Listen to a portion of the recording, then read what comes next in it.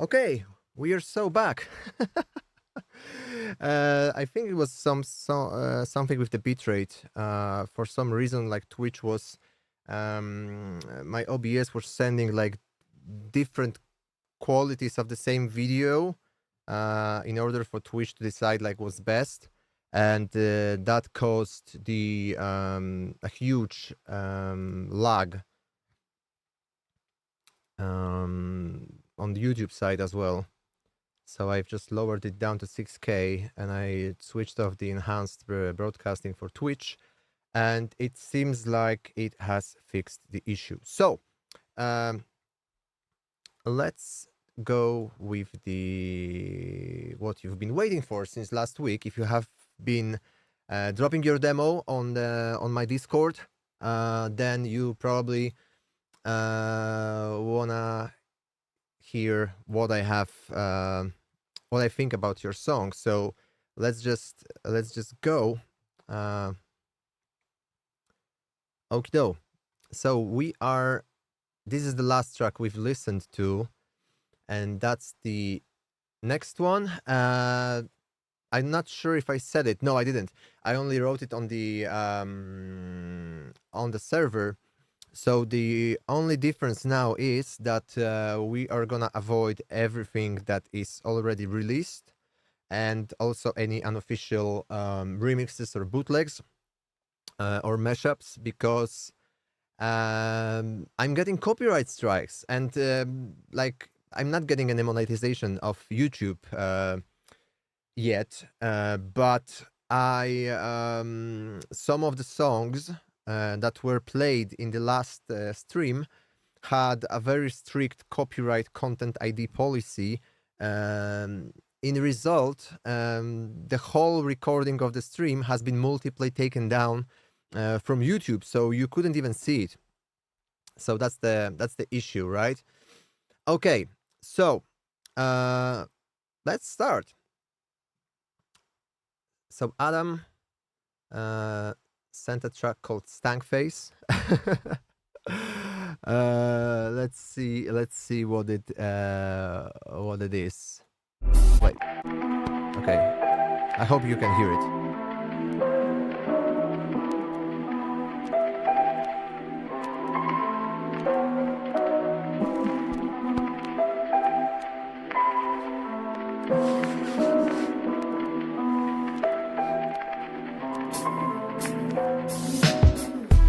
Woo! Man.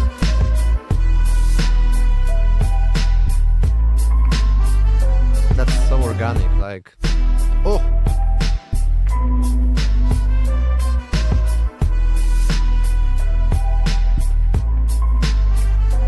I love it.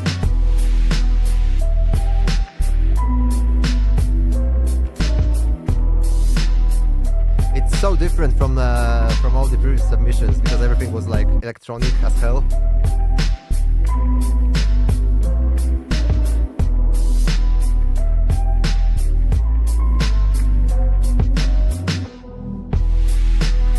Woo! It's very well put together.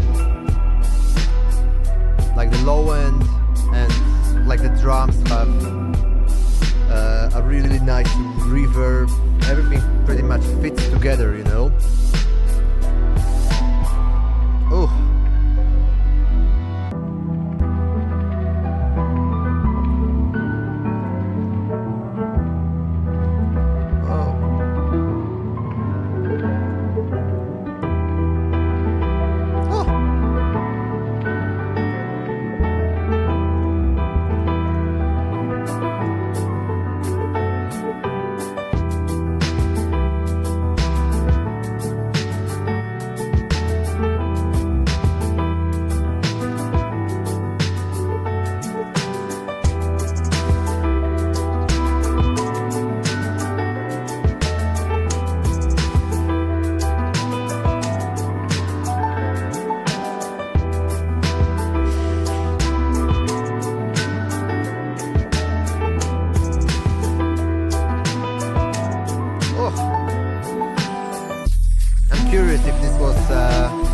Okay, I think that's enough.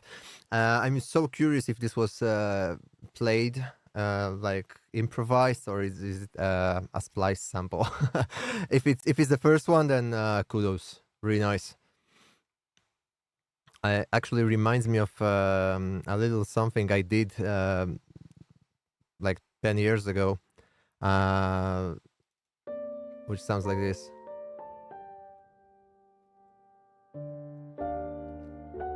And that was just me messing around in piano roll.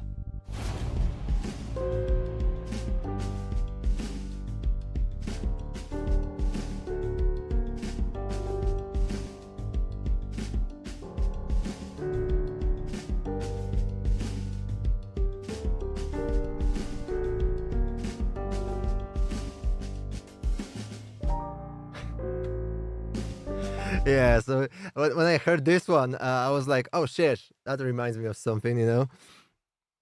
Yeah, it's so cool to even if you're like a EDM music producer, to try to go outside of your genre bubble from time to time and just, you know, do something else. Just do music, do whatever gets through you, and that was something like that.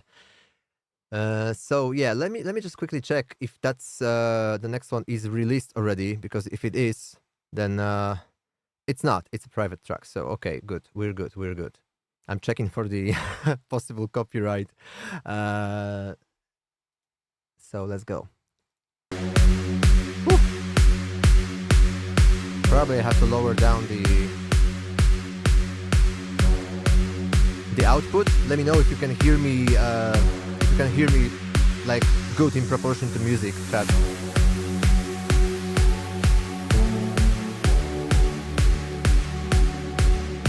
Okay. Normally, like, if I would be listening to like promos or demos, I would skip this part because, you know. I stand alone through the stillness of the night. Shadows take me home. Stars are dancing. There are some resonances in the vocal and you can hear the heartbeat. that would have to be controlled a little.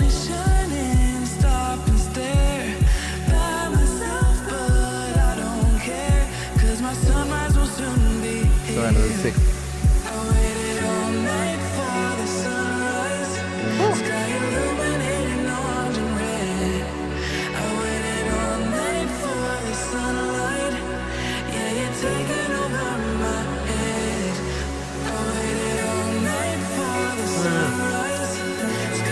I would do something else here instead of the ride, you know, because it's getting too boring, you know, when you repeat it again. Okay.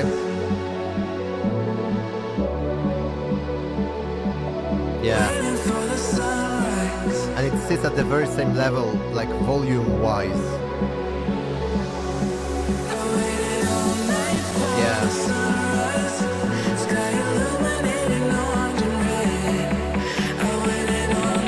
Okay, here comes the drop. 1,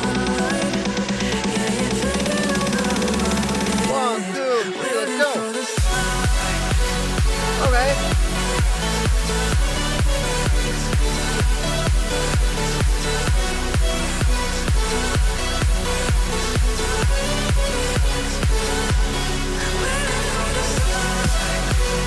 Okay.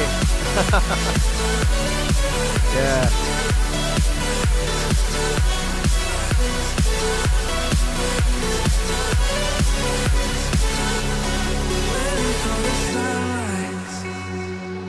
Yeah, it's very well put together. The only like the remark I would have is maybe it's a little outdated, because it sounds pretty much like, you know, back in the day. Uh,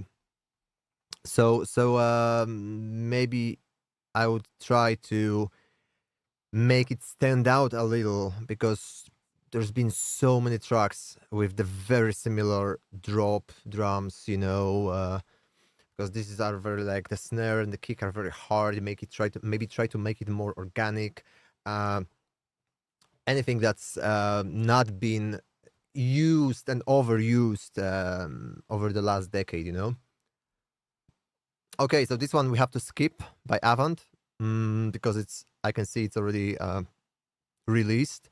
But I will be definitely listening to them after the stream, maybe tomorrow, on my Discord, and I'm gonna give some feedback directly there, so nobody is left behind. Will I listen to all the demos today? Question from SBK. I don't know. It depends how fast are we gonna go. I think we are not even halfway, and on the last stream we've dedicated, I think, like around 2 hours for demos. So, but I'm gonna try to like really cut the chase and talk less in between. So I'm gonna shut up now, and we're gonna play another demo, okay? Mahyar with the track. I think the title is Tell 'em, right? Okay, let's go.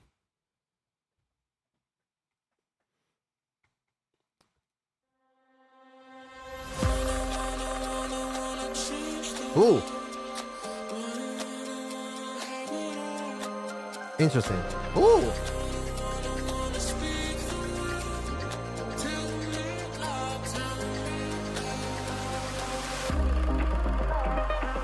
Nice. Oh.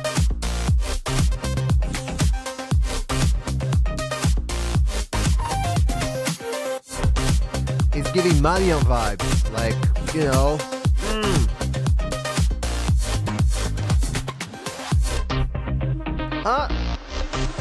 Let's go.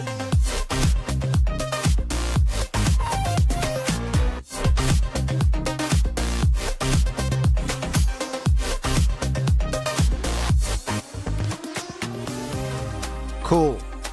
That's really cool.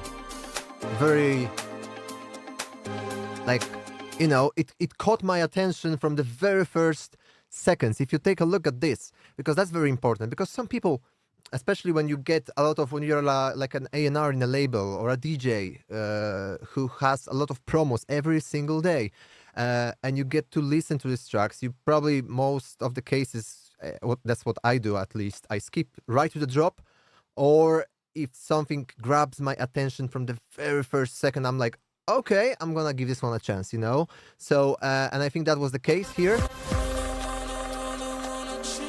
The vocal, this clock thing, you know, like, and this piano,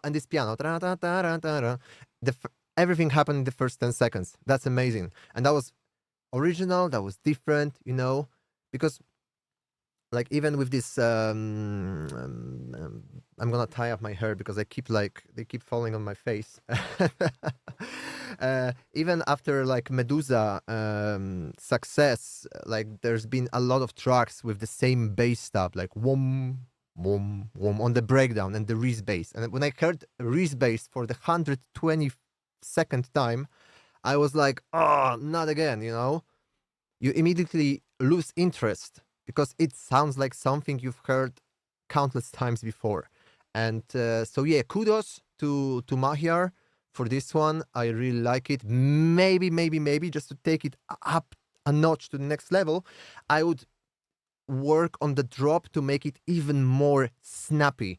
Work on the transients to make them smack just a little more. So it's ta ta ta ta ta ta ta ta ta, you know, it's like to turn this groove even crazier, because now I think it's like very how can I say that? It's very smooth. It could be a bit more snappy, but that's maybe just matter of my taste. All right. Let me see if another one is something we can play. It's a private track, so there's a high probability it hasn't been released. So it's VMNR. R is how you say in Polish. R. The track is called Underground, and the VMNR. I hope it's some sort of abbreviation. I'm just gonna spell out the letters for the sake of it. It take me some time to make it. Enjoy techno plus drum and bass vibes. Okay, let's go.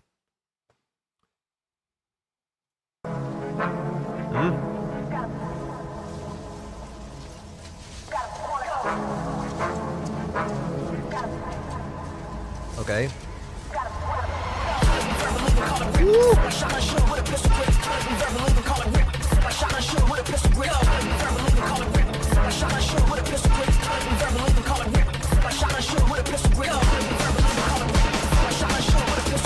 Okay. Here I would take away already the... Wait.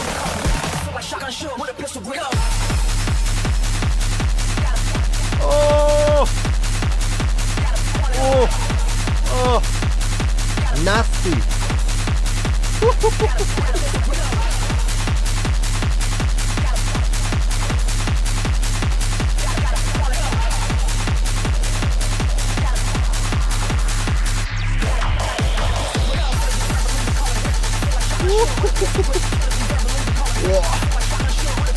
Okay, that's aggressive. That's filthy. Woo! Didn't have to go that hard, bro. Cool. Not my kind of music. I wouldn't play it live. Like I'm totally into different things. I don't listen to hard techno, but technically I think it's good. It's really good. It's powerful. Maybe to give the drop a little bit more contrast, what I was trying to tell before, but I got too distracted. It's better sometimes just before the drop on the last 8 bars, for example, to take away everything you can. So all these synths from intro, like bong, bong, bong, bong, like all these atmospheric vibes that have been there since the very beginning, right?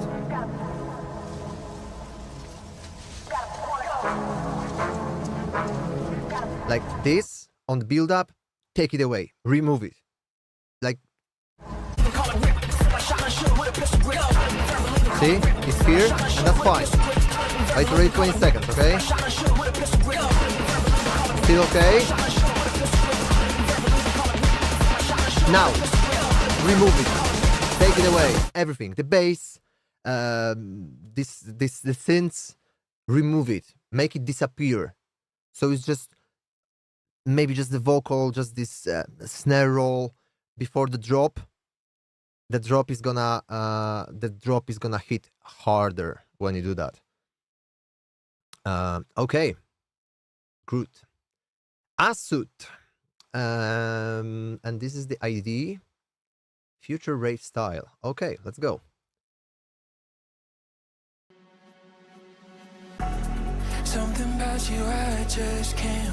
Let me know, guys, where are you watching from? So I'm gonna get the map in the meantime, and we're gonna put your countries on the map because I'm really curious where you're from. And I see some new names here, so if you're a first timer, let me know where you're from.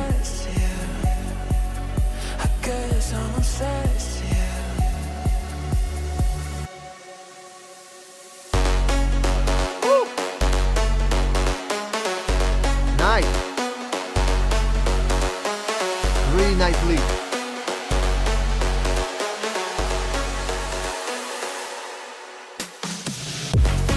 Okay. Ooh.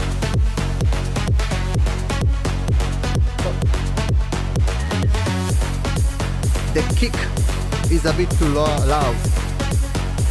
And the sub bass as well. But I really like the synths. The leads on this one are very...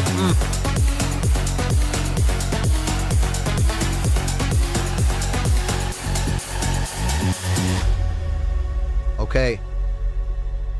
The synth, I think, is very, very good because it sounds like a combination, something in between, like being a very digital lead sound from Serum or whatever, like future ravey, but also has a little bit of a flavor of like a brass sound because of the attack, the release, like it's not super static, you know, like it has a little bit of a natural feeling, and I think that's what makes it. Actually, I wouldn't say it's future rave. It has a future rave influence, but it also has a bit of this you know, Tom Star, Kryder kind of vibes. If you know, you know.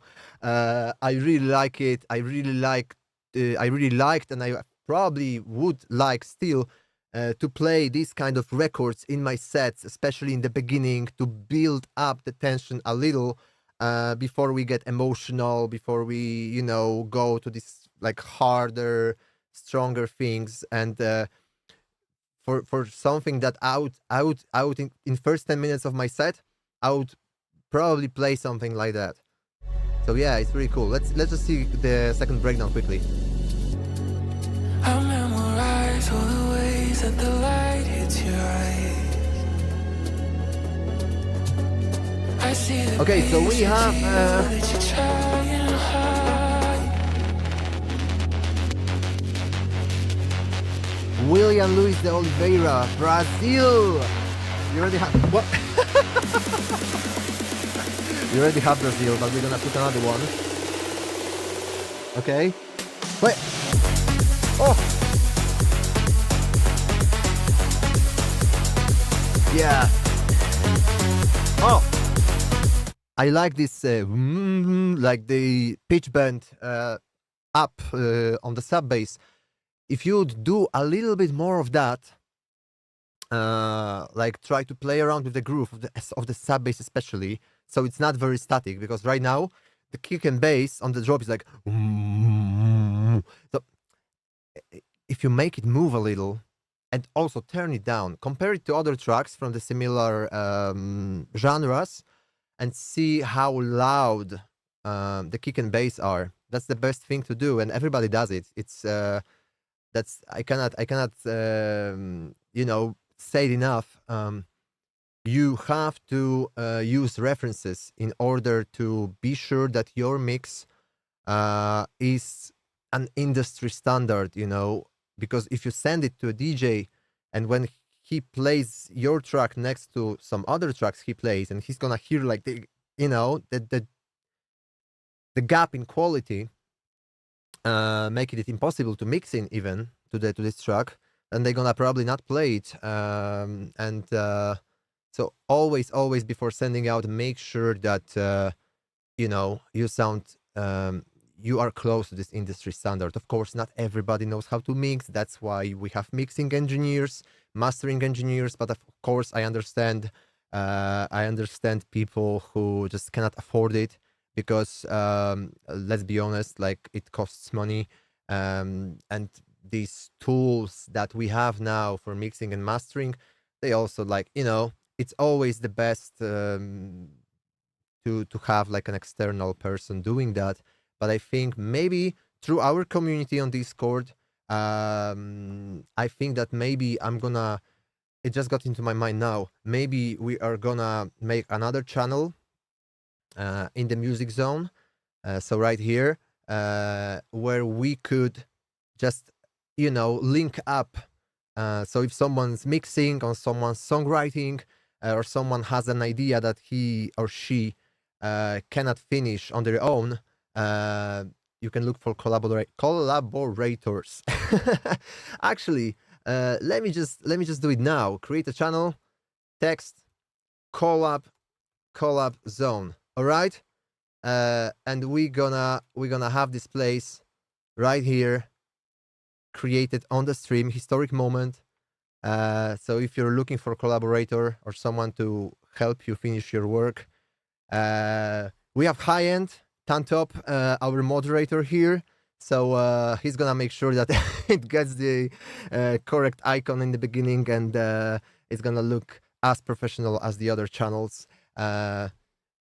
Okay, so guys, let me continue with the demos. Wow, that's a lot of talking I did. So I have to just. Oh, I already can feel the strain on my throat, because that's the problem I have especially when I'm using English, and especially when I have a mic in front of my face. I'm I don't know why, but I'm forcing myself, like to use my head voice instead of my chest voice, and that creates a lot of strain. Even when you see my my old vlogs as Tom Swoon, when I'm talking to the camera, you can see like this, like I get like a vein here on the neck when I'm like, oh, I'm straining to have like this deep voice, but it's completely incorrect way of doing a deep voice, because instead of, it has to come from here, and in order to do that, you have to do some training, which I actually do. I started doing vocal lessons um, to learn how to maintain my voice and how to use it properly, not only for talking but also for singing, because I have this little dream uh, that I could sing on my track and, you know, write and sing something that I've it's been sitting here and here for a while, uh, and it's gonna be personal. So I want to do it by myself. All right. Back on the, because I changed the channel and we went back. You can see how many demos are here. It's incredible, guys. Like it was way beyond my expectations when I said, "Oh yeah, just send demos." And I expected like maybe 5-10 people to send the demos. I didn't endorse it like in any other way than on my IG story. Turns out there's already, like, how many of you here actually? I'm curious.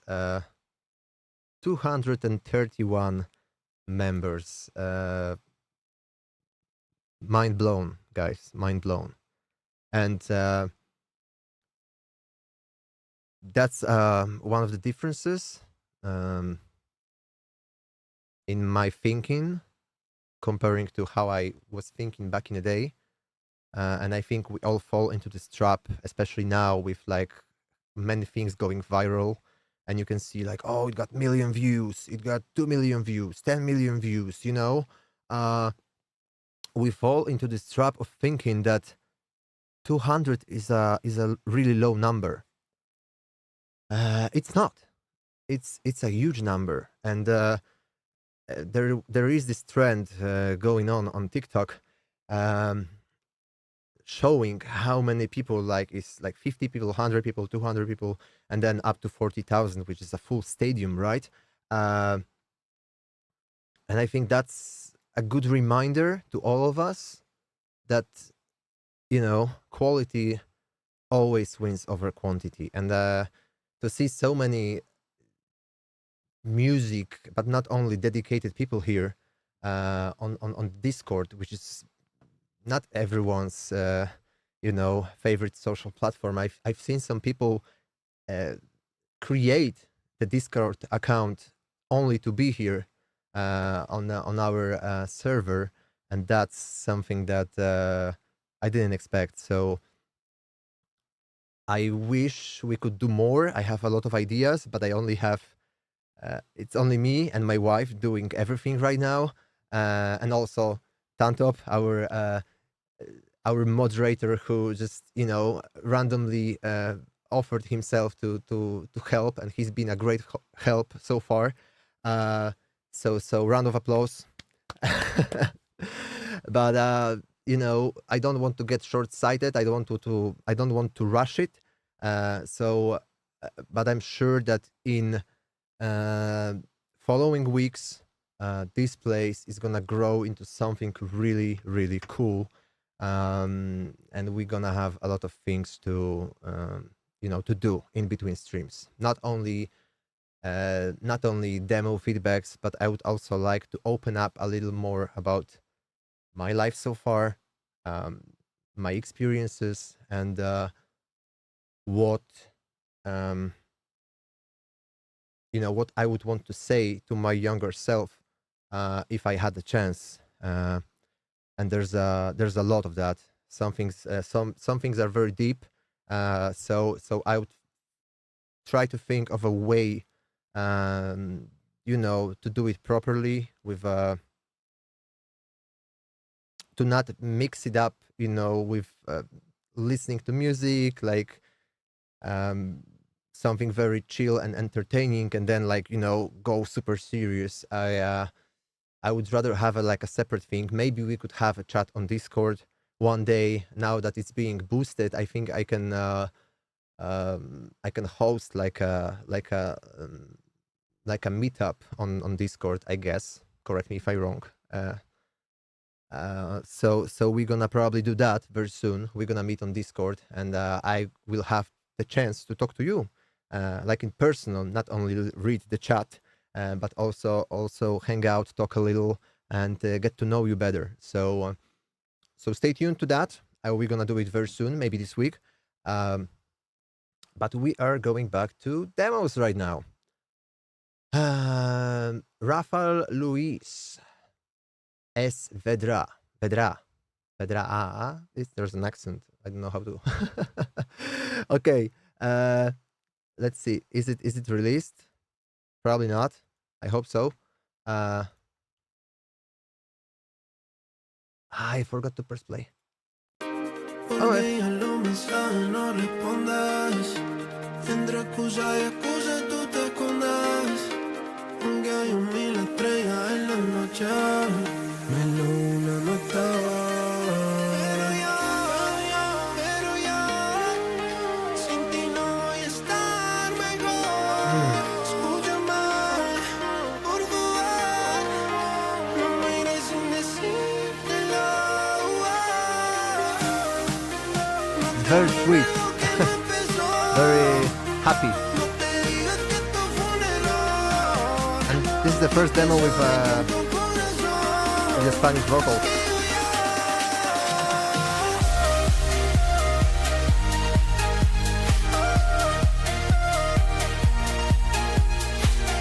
Okay. Okay, so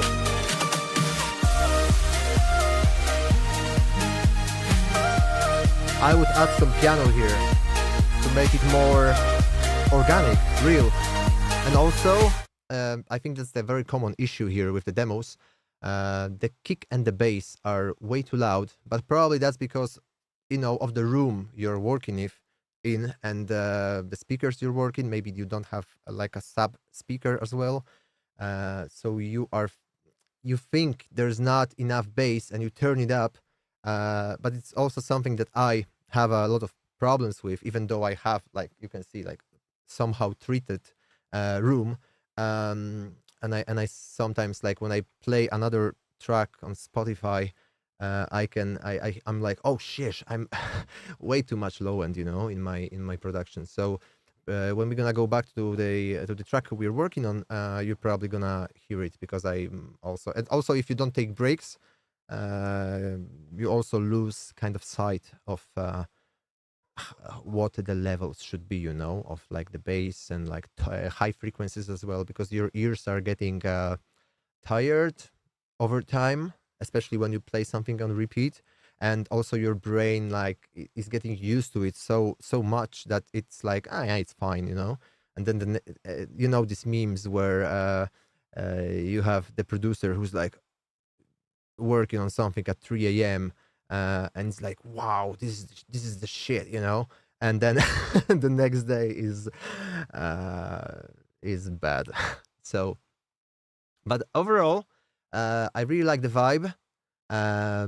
I would try to make it more soft, like reduce the kick, reduce the bass, layer also the drums with some the stomps and like boots, everything organic, which sounds very natural. If you layer it just a little slightly, or especially with some reverb, and you give it like this real feel, you would have a chance to attract more people who are not maybe listening to progressive house, but they listen to pop or dance that is on the radios. And I think this one has the potential to be like a considered a dance pop tune, and that's not bad. That's actually great. You could even hear like Afrojack doing tracks like this. So I think that, and with these vocals, with this melody, I think it would benefit from being softer overall. Right? Okay. Next one. Oh, I forgot to let me just go back chat a little because we have some new country entries on the map. So 1 second, or maybe have we? I think we didn't. We did actually. There's a because I've probably it's very late, right? So not a lot of people from Asia are watching. I see more like Europe and South America, Central America here, and that's amazing.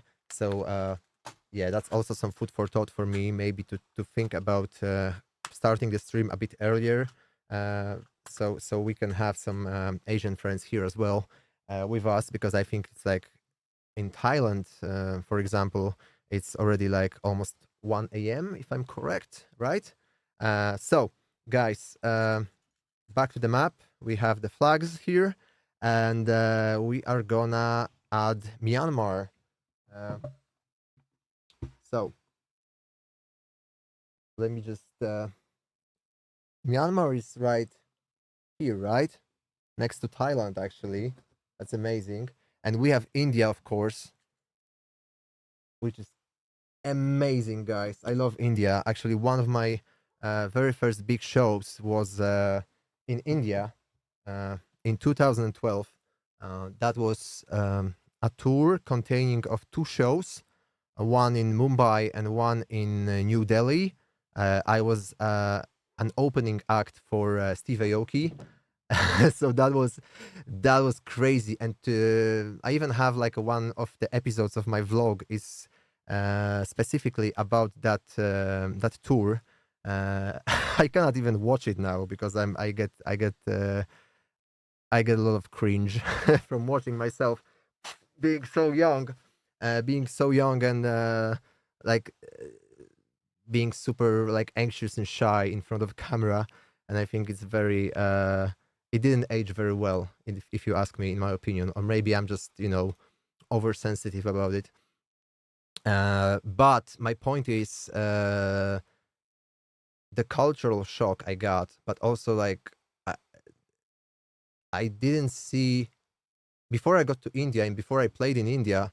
I haven't seen people going so hard in the front row, especially that I was warming up. I wasn't like the headliner, the main star, and to see people go so crazy, so crazy. I think that was the very beginning of the EDM boom in India, and that was something that was amazing to witness personally. So we tagged Myanmar and we tagged India, but we also have Indonesia here with us today. Trilogy from Indonesia. So let me just of course add it on the map. Yo. So we're just gonna put it wherever, I guess. Let's go here. Right. Right. Oh, or maybe in the okay, let's put it here. Wait. Shish. Wait, did I put it correctly? No. Wait. Am I right? Because I like no, of course, that's Indonesia. Yeah. Because I was super close to put it on Malaysia. Guys, like my geography is super bad. I told it already on one of the previous streams that I almost failed and didn't finish high school because of geography. I was literally begging my teacher to let me through with an and just because I was super close to fail. So yeah. Have I missed something? Myanmar, I added. Poland, of course, Polska. We have already Poland marked, but I know how many people from Poland are here, and I so appreciate it because that was also my one of my big desires, because I didn't really feel when back in the day that I'm recognized in Poland. Most of my shows were outside of Poland, so so it's amazing to see my fellow country people here on the stream, especially that I'm not talking in our native language, and I know how big of a problem is it for most of them. And of course, I'm really sorry about that. But I'm trying to like accommodate the most people here. Okay, so DJ Hemol, bro, go 10 lessons with native speaker and your problem is solved. Trust me. Yeah, I know. I have to. I'm currently working on my vocal. I actually have the first lesson now tomorrow after the break, because the school was closed for last 2 weeks, 2 or 3 weeks even. So I'm excited to go back. I'm trying to do the vocal trainings also, like the warm-ups on my own. I actually uploaded it on my Instagram story some time ago when I was walking on a treadmill here. I was doing some emails and I was doing a vocal warm-up at the same time. So you know, this with the lip trill, like yeah. See, you have to wet your lips a little, like all this, and you do this and among other things for like 10-15 minutes every day, and your voice gets better. So I was supposed to talk less in between tracks, and turns out I talk more. So I'm sorry about that. The next one is Titino. Let me just see if this is a demo. Looks like it's a demo, so we are safe from copyright. Let's go. Track from... this is a quick demo I put together in about 4 hours. Okay. It's not fully polished yet, but I love to hear your feedback on the direction and overall feel. That's from Robert, and stage name Vide. And the track is called Get Naughty. Like I said, I totally encourage you and really appreciate that you are sending very rough stuff. Because myself, I used to get super stuck, you know, polishing some ideas that were not worth it. Before I show it to anyone, even my managers, you know, I used to sit like for 5 days straight in FL Studio and send nothing to anyone because I was like, nah, it's not good yet. I can do better, you know. And that was the main reason that I didn't like evolve, you know, as a producer. So if you have a chance, and this is the place, our Discord, to do it, then just send your stuff as rough as it is, even if it's just a melody. I'm sure you will get some feedback. So yeah, let's go, guys.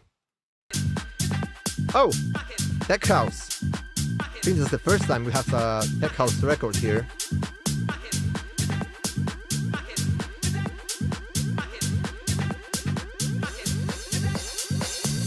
Okay.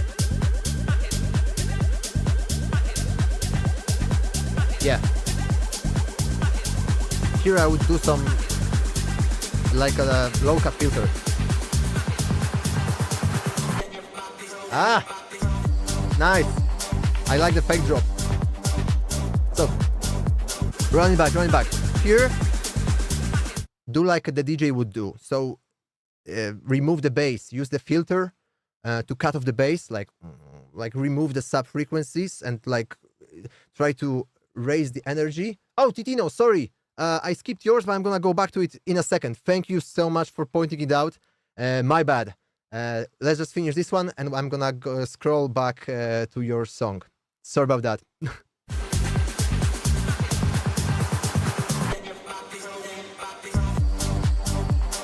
Yeah, and it's very muddy. What I would try to do is to separate a bit the low end from the rest. Yeah, because it's very bassy. Like it could use some thinning, you know. If you make it a bit less bass heavy, it will benefit a lot.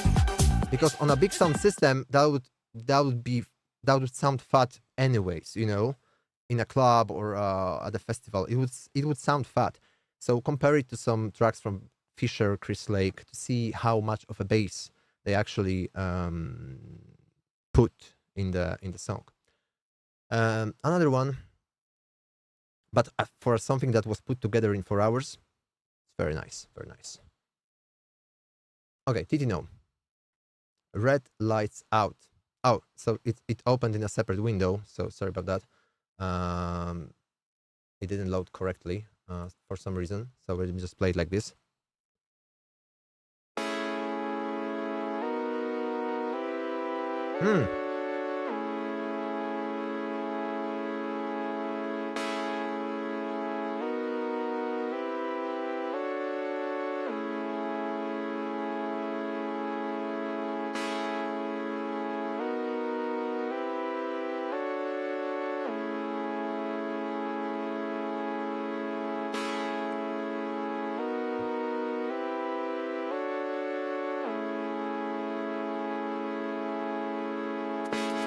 Okay, this should happen after the first 15 seconds max. Like the intro is way too long. Okay. I like the LFO and the very organic hi-hats. Yeah, but it's as for now it's a bit too boring, and we're already 1 minute into the track. I'm curious about the drop.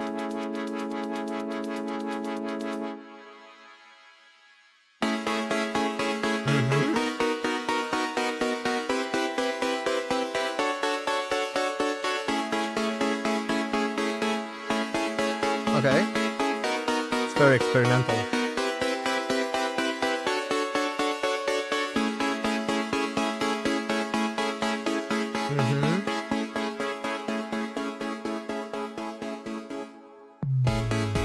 Okay. Yeah, it's very electronic. That's actually electronic.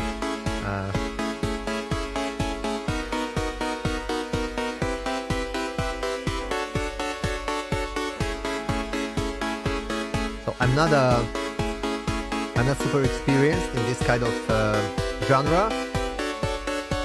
Maybe from a technical standpoint, I would make the synths sit more in the mix, so blend them together. Blend them together because the kick and like the rim shot snare is really nice. It reminds me a bit of Paul Kalkbrenner, like what he normally plays, like very, you know, very electronic, not really EDM-ish, but like, I mean, it is electronic dance music in general. But you know what I'm saying. It's not really like Tomorrowland vibes. I would make it shorter. I really like that you basically relied on one synth and you just kept changing it, like whether it's LFO or like chopping the melody up, but it's one synth, and I think that's cool. That's something that takes some sort of imagination to be able to make one synthesizer evolve throughout the track, play around with volume automation, play around with reverb.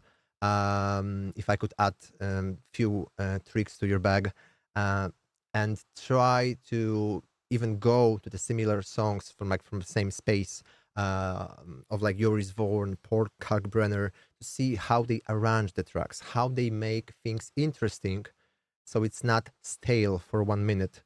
So introduce slowly some drums, some atmospheres, some extra plugs playing the counter melodies. I'm not saying it's bad. I can hear that you're starting, but you seem to have the idea of what to do. You have some sort of idea that you wanted to express, to present. Now it's your turn to kind of make sure that people that you want to appeal to they stay interested. You don't lose them after first 15 seconds. So yeah, I'm really curious how that's gonna turn out. So if you're gonna have an update on that, be sure to also send it over to our Discord. Phil Dot. Okay, I cannot play it because you said you've just released this track. So I'm gonna reply directly on Discord sometime soon when I get the chance to sit down and go through all these tracks we had to skip on stream. Heading for release, Alex Whisper. So it's not released. I hope. Let's go. Let me just 1 second. Okay, that's what I was afraid of.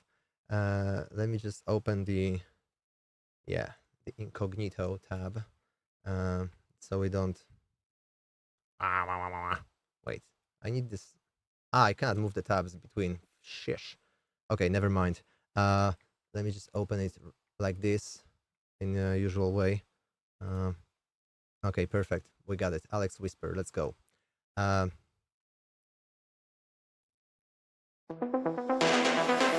me tell y'all something about time. It don't care about you. Time is not gonna wait for you. A bit less bass, Time does a not bit care more of about its your pluck, feelings, your because I think I dreams, like the your pluck goals, a lot, none of that. but it's hidden very underneath. It's just gonna keep on moving. Yeah, less bass, less Gonna bass. keep on losing opportunities. And we waste time. But we don't actually take Also, these action. vocals would be more interesting. And we waste time. Try some reverb, like so they feel more And we waste time. ominous. That's the word. Okay. Yeah. The snare more prominent. Less bass. Start now. Yeah. Okay.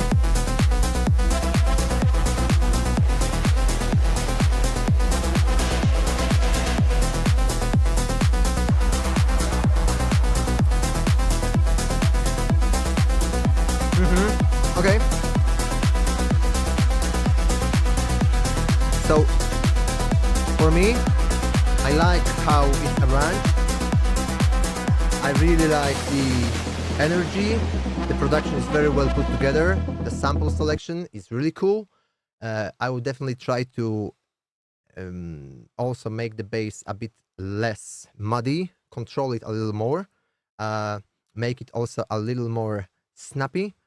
This rolling bass when you have on 16 notes, like da da da da da da da da da da. If not, maybe it's not the matter sometimes of tweaking the bass, but think about layering it with some percussion sound, like a little snap, which could be like a rim shot or whatever. Hello, one more. Ah, okay. When the music is playing, the microphone is not really prominent, right? That's the issue. Let me see. Right now, okay. One more. One more. Check 1 2 1 2. Wait, because I have my I have the compression on, and I think that's the issue. Is it good now? Is it better now? I hope so. Let me see real quick. Oh, I'm actually hitting like 0 dB here. So maybe if no, actually that's already peaking. So, yeah, it's peaking like crazy. Wait a minute. Maybe if I turn off the compression and just yeah, maybe now, or maybe I should just turn the music down a little. Never mind, guys. Thank you for pointing it out. I cannot hear myself, and I never actually tested it properly. So probably I should arrange it somehow that it could most ideally sidechain to my vocal, but that's something I was too I didn't have time to do. But it's a good to think about for future. So okay, back on the track. The only thing I find boring here is this arpeggio, which is like it doesn't move, it doesn't change, like it's try to of course the best would be to make it manually through automation, maybe some pitch, so it's like maybe automate some pitch here and there to make it like more organic, introduce some movement, as well as maybe play around with filter as well. So it's like open, closed, open, with release, with sustain, with attack. If you listen, for example, to Boris Brejcha, which I think is a absolute badass when it comes to like really hitting it with the least elements possible, and he achieves that through automation.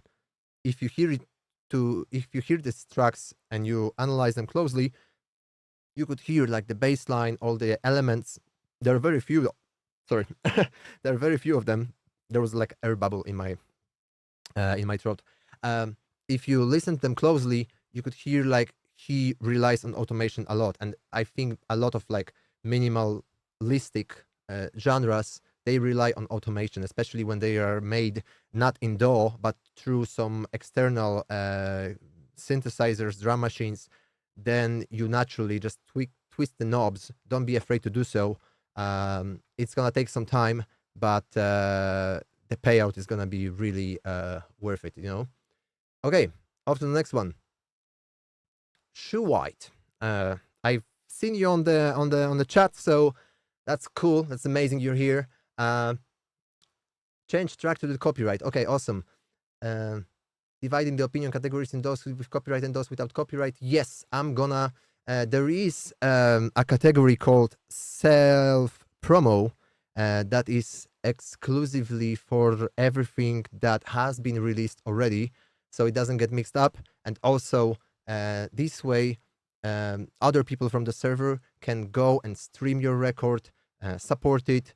But it's not limited to music producers. If you make 3D graphics, if you edit videos, paint, do whatever, creative wise, even if you're like a social media manager for someone, and you would like to share your work, self-promo is the place to do so. So it's not limited to music, guys.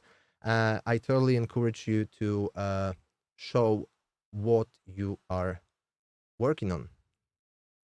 Okay, Shoe White, Astronomy. Okay, that's very typical from back in the day.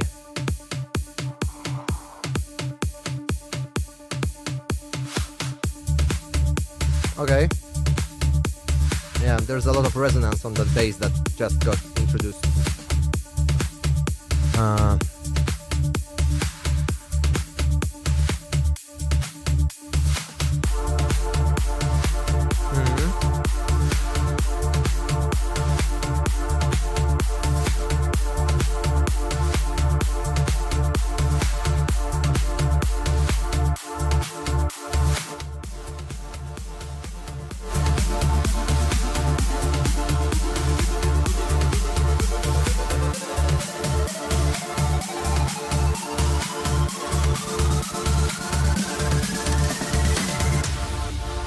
Yo, I made it. I made it duck. I did the sidechain on the vocals. It was easy actually. Is it good now? Is it better?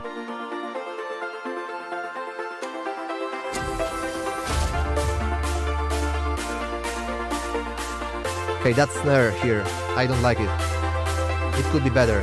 Also, it's too early for that.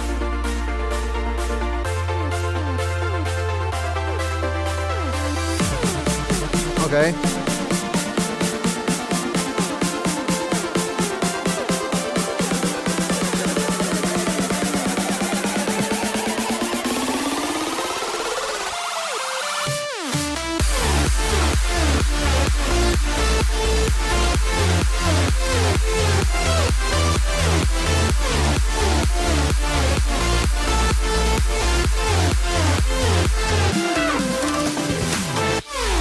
Yeah, everything's here. Everything.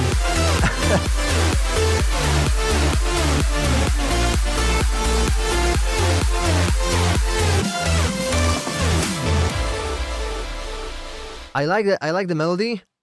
I like the melody.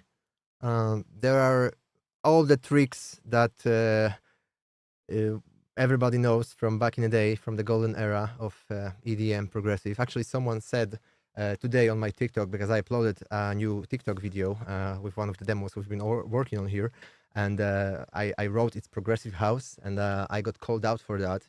It's EDM, not progressive, you know. And well, partially the guy is right, because the OG progressive house is what was made by Guy J, Deadmau5, you know. So I totally have to give him that. He wasn't wrong. But for me, you know, it's a matter of what is perceived by general public as progressive house, and I think it also applies to, you know, this stuff that I used to do, third party, Matiz and Sadko, and so on and so forth. So I think I'm not a big fan of genre wars and saying like, this is not, you know, this is not dubstep, this is a rhythm. Like, it's just a name. It's and these labels, I mean, the genres names, the etiquettes are only the thing to are made to for people to be able to categorize them easier, you know. If you're looking for something like in a library and you go to the thriller section in the library, or the drama library, right? Or maybe self-help or psychology. There are different books in the psychology corner in the library or in the bookshop. You know, you have some things about yoga and mantra, and you also have some research-backed things about, you know, mental illnesses. Like, and someone would say, "Oh, this is psychology and this is not."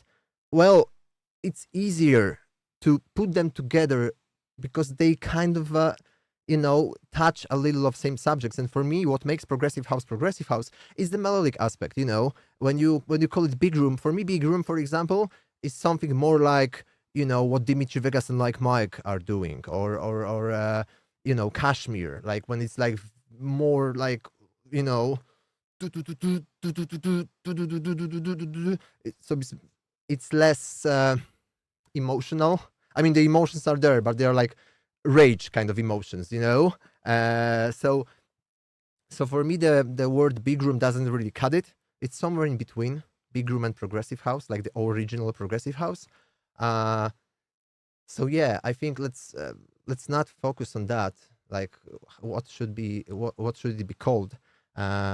Instead, let's just enjoy music and well, accept the fact that, you know, some people call something techno, and some people who listen to techno for 20 years might be like, nah, this is not techno, you know, this is a Britney Spears with techno kick on it, but this is not techno, you know, it's a disgrace for techno.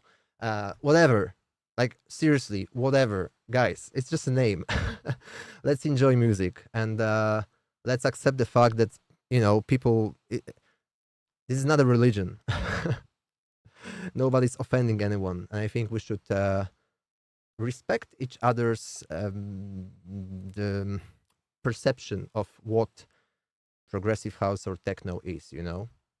And I use the term progressive house because I know a lot of people call it that, and for me to tap into the algorithm and make sure some people who from the progressive house world, like my progressive house, find it,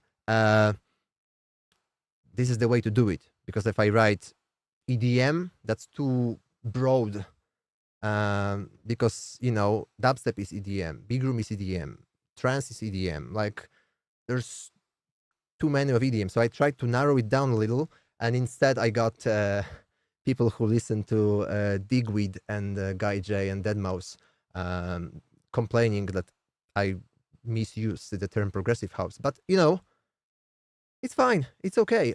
It was a really respectful conversation, and I have to say that. and it's okay to not agree with someone, and as long as you respect each other. And I think the respect was there. It was just matter of a different opinion, and he had all the rights to voice it, you know. So in case you go to my TikTok now, don't hate on the guy for just saying his opinion out loud, you know. So this is like what I would love to see in a perfect world, where everyone, as long as it's respectful and doesn't hurt other people, so when everyone could voice their opinion, no matter where they are on the spectrum, you know, as long as it's respectful.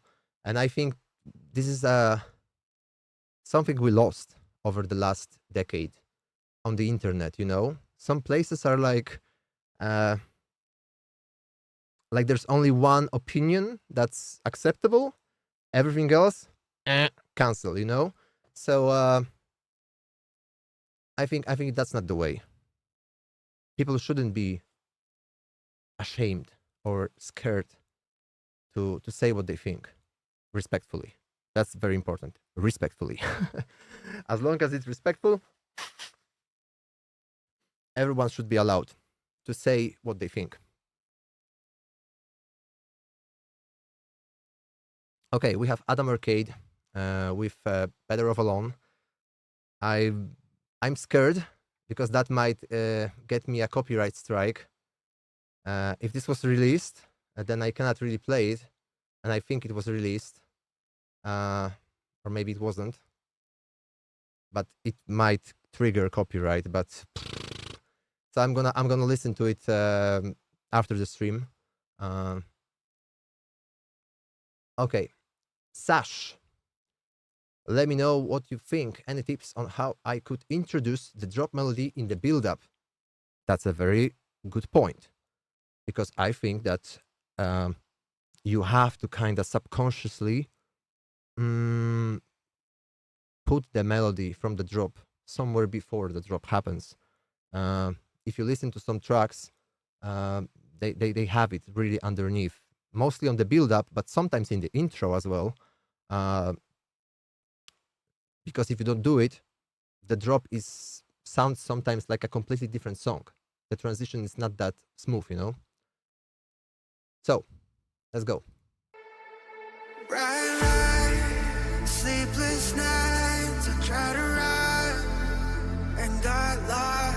Too afraid to let go. I close my eyes, I know there is no reason to love you, drowning in the darkness inside you, That helps. Hallelujah. See it so clearly now, I know you're gone.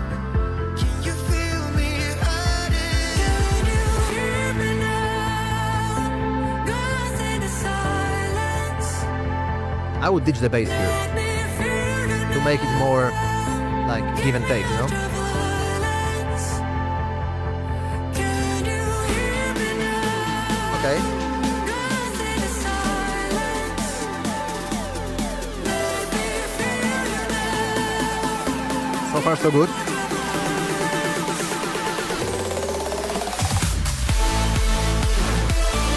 Okay.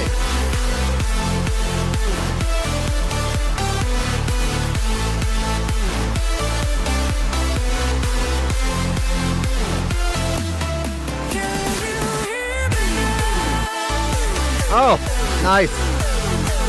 That wasn't expected.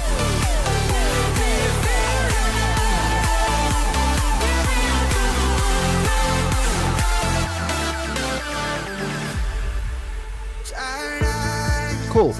Really cool. I would maybe work on the melody because it's kind of basic a little. Like, you know, pa pa pa pa da pa. It doesn't stand out that much. It's very like, you know, common. But mix wise, I like it. The kick is there. The bass is very like gritty, but it also feels like the exact place where it should, which it should feel. So I like it. Maybe I would use some more diversity on the breakdown. So for example, here I close my eyes. I would remove the bass, for example. Like There is no reason no, later. Sorry. on you. 1 second. Wait. Here. Can you feel me?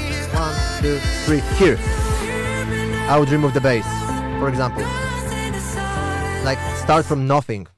Maybe not even remove the track, but like automate the volume of everything down. So you create some sort of movement contrast, because now it's very static, like dun dun dun dun dun dun dun dun dun dun dun dun dun. Like you introduce more elements, but also try to take away something, even for a moment, and like automate it back slowly. These are the little things that take you to the higher league. Okay, Godmax. Hear your name, radio edit. Let's play it. Wait. And from what I remember, Godmax is one of the guys who has already answered my call to you guys to meet up during Amsterdam Dance event. So let me say it again. If you are like Godmax and you are visiting Amsterdam during ADE, there's a Amsterdam Dance event meetup section on our Discord where you could just drop a message and stay updated to like whatever we're gonna come up with, because I don't know yet. Is it gonna be like a songwriting session or just a normal meetup on the street where we could just hang out and talk a little? Anything's gonna be awesome, and so yeah, let me know. Okay. Again. Oh, as the days go by, through all the ways I've tried, don't know how to swim out in your ocean tide. Oh, I would drown. Very well put together so far. I still hear your name whenever I feel so lost. Okay. I hope you don't break me. So when you have these like things coming in, try to duck the bass a little. So it's like, so they switch places and go back again, Here, like,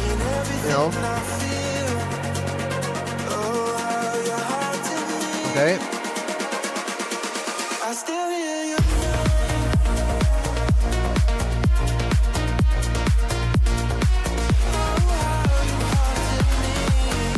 Yeah, it's also very heavy. Like, bass-wise, I don't know. You feel the same?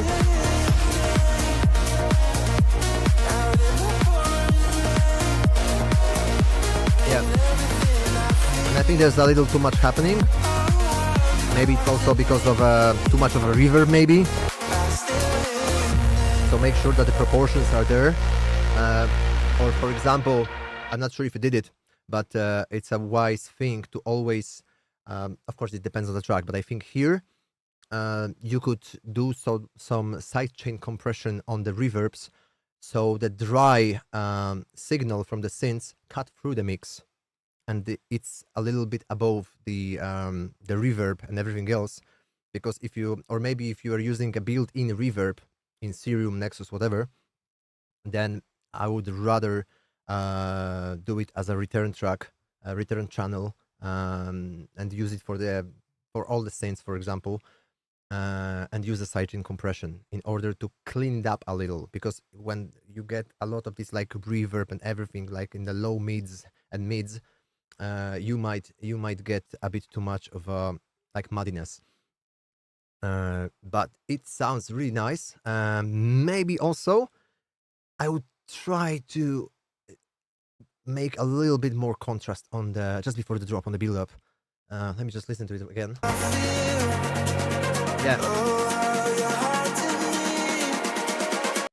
Yeah, these things should be even less in volume. The snares and everything. Like I would go like 3-4 dB less. And also there's another trick. Like you could apart from like cutting off the bass frequencies, which I think you do, you could add some reverb, delay, beat crash, or beat reduction, like this plugins, whatever could destroy the signal, or maybe also like some stereo control plugin to close it down, the width of the whole track, just before the drop, so it's like almost mono, and then it opens up again, on the drop. These are the very subtle things that if you stack them together, they could make the listener feel like, oh, what? Like blow them away the moment the drop hits, But overall, really nice track. Really nice track. I'm really excited if we manage to do the songwriting session, like studio session, in Amsterdam. Then I'm super excited because I like this. Like,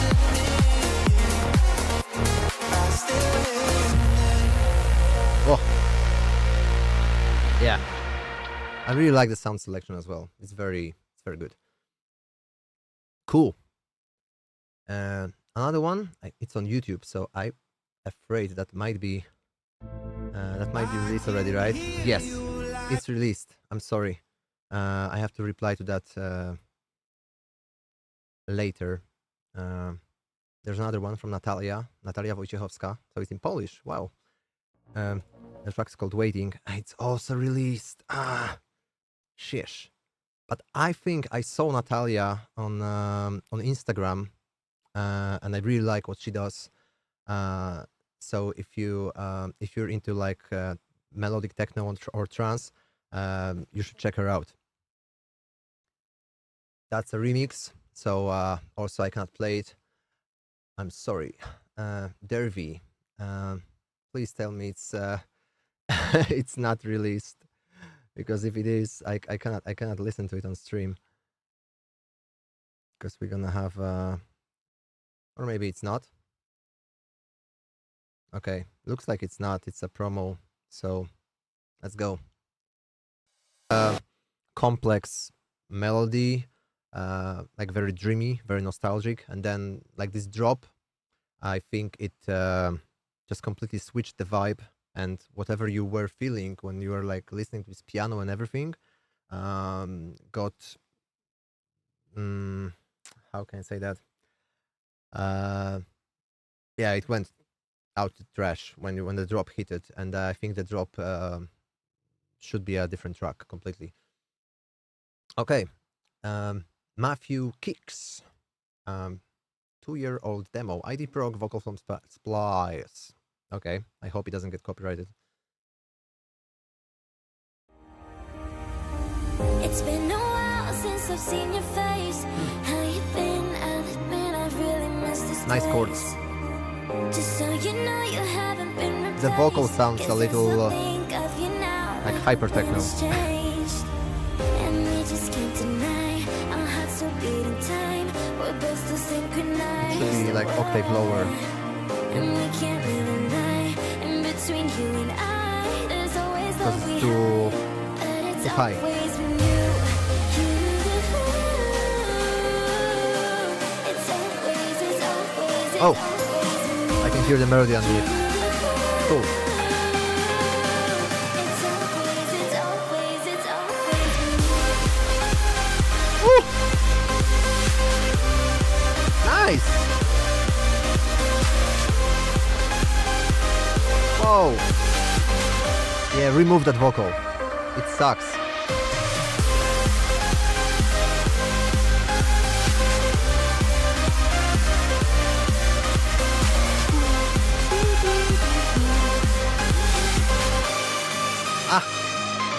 Nice. Okay, so the drop melody. Maybe I would try to like change the bass sound a little, the snare as well, because it's a little bit as a lot of other tracks, and I think if you make it sound a little more original, try to find something like from different genres, different sample packs. That would be cool. And the vocals, remove it completely. Like find something else because I think the vocal is the weakest part and doesn't really fit. I know it's just a placeholder, and if it served just to like be able to come up with this chord progression and everything to see how it works with the vocal, cool. But I think this vocal is not fitting the track, especially the drop. I like the melody though. The melody is really cool. So yeah. Driving over to your house, Okay. cause you are all I think about. And it's the only place I wanna be. Flying through the traffic lights and changing lanes between the stripes. Cause I can't wait to have you next to me. I am better. From the mountains to the sea. I see the vision when we're in the underneath. Okay. I'm not sure about the synth. It's too trancy. Yeah.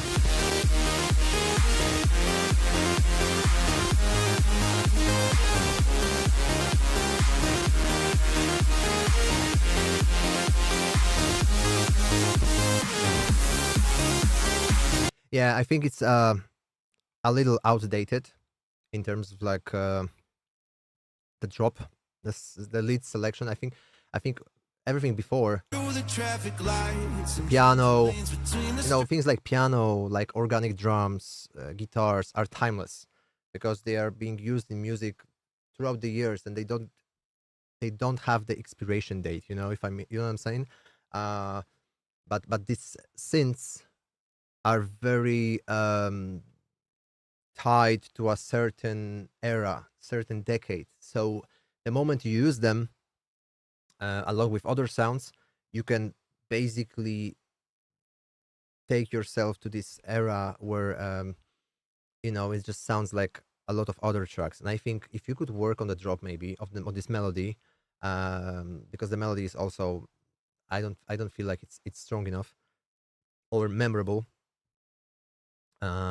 But I really like the breakdown.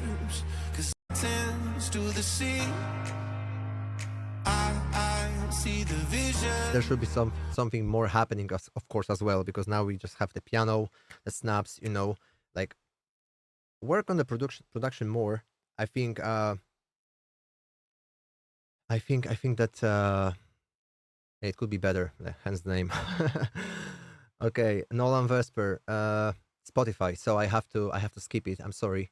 I'm gonna reply to that later after the stream. Okay, next one from Haidachini. What do you think? I don't know what genre it is. That's okay. Maybe Speed House or something. Okay, let's see. Oh, like a Wild West saloon piano type of. I don't wanna waste my days. I want you here with me, lover. I don't wanna know the days you're searching for another. I don't wanna waste my days. I want you here with me, lover. I don't wanna know the days you're searching for another. Oh, interesting.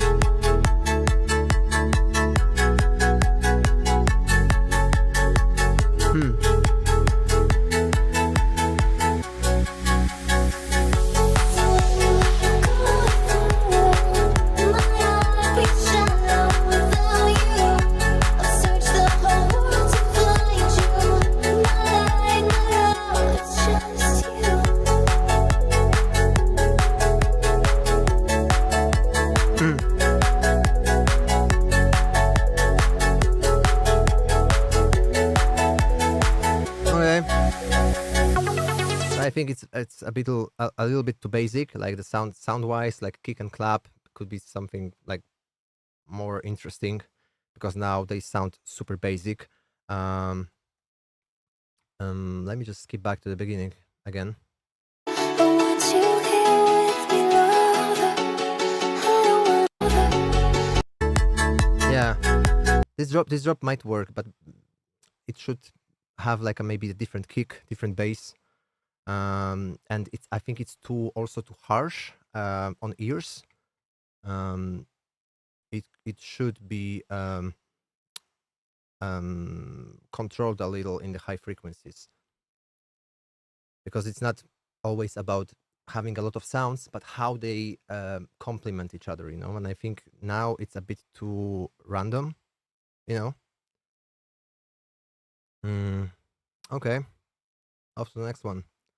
I think that's released, right? No, so I can't play it. I'm sorry. Donuts, melodic drum and bass. Let's go.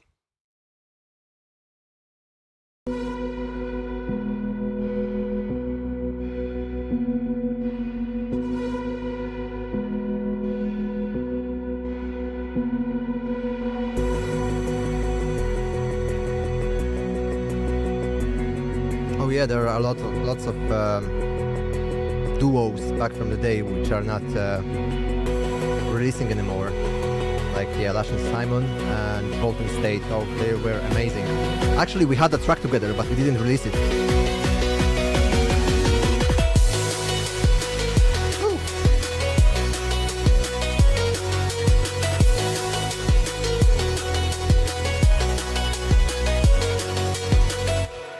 Okay, very short, very quick. I don't know. I'm not a huge expert on drum and bass. It's nice. I would maybe listen to it. Will I remember it after the stream? I'm not sure, because it's like it's just using simple scale, like dun, dun, dun, dun, dun, dun, dun, dun, dun, dun, dun. Like maybe some vocals would help, you know, to make it more memorable. But I think it doesn't really stand out as of now. Thomas Engine with a track called Broken Wings, and is it released? No, it's, or is it? I don't know. Okay, let's play it. Looks like it's not. Oh.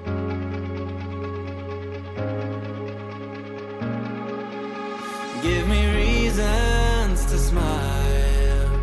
Give me reasons to shine. When everything around me collides, I wanna know the reason why. Wanna know why you had to leave me behind. Wanna know the reason why. Oh yeah. You wanna fix my broken wings. Want me to let you in again. Even if you backed on your knees, I still want you and me to end. Broken wings, you made me crashing down the road. Okay, so I like the chorus. I didn't like the verse and the build up.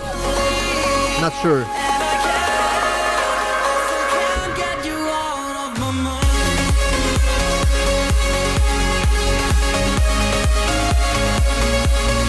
The drop is very well put together.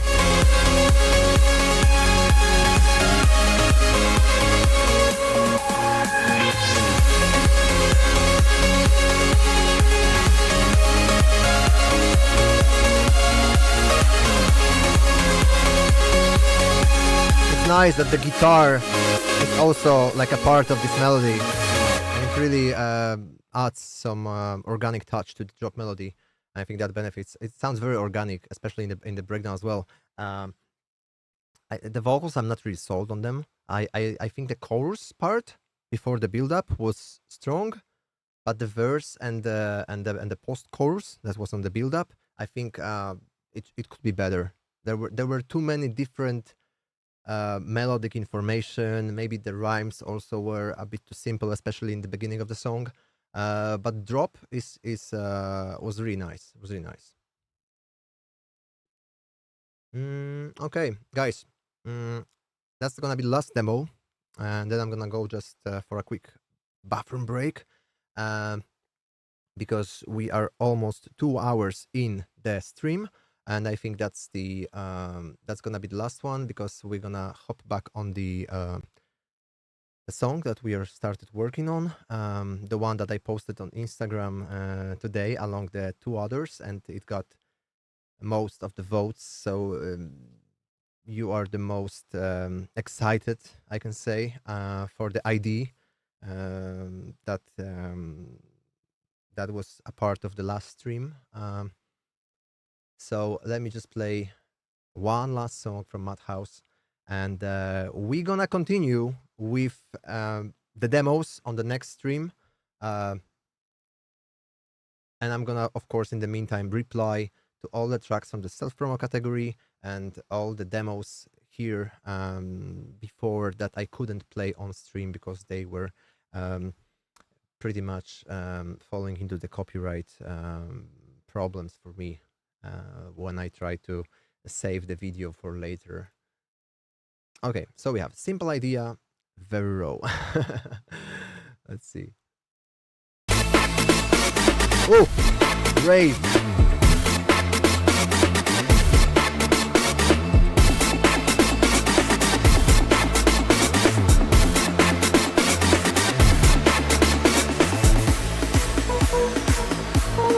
Oh, this one I don't like. The resonance is a bit too much here. Okay.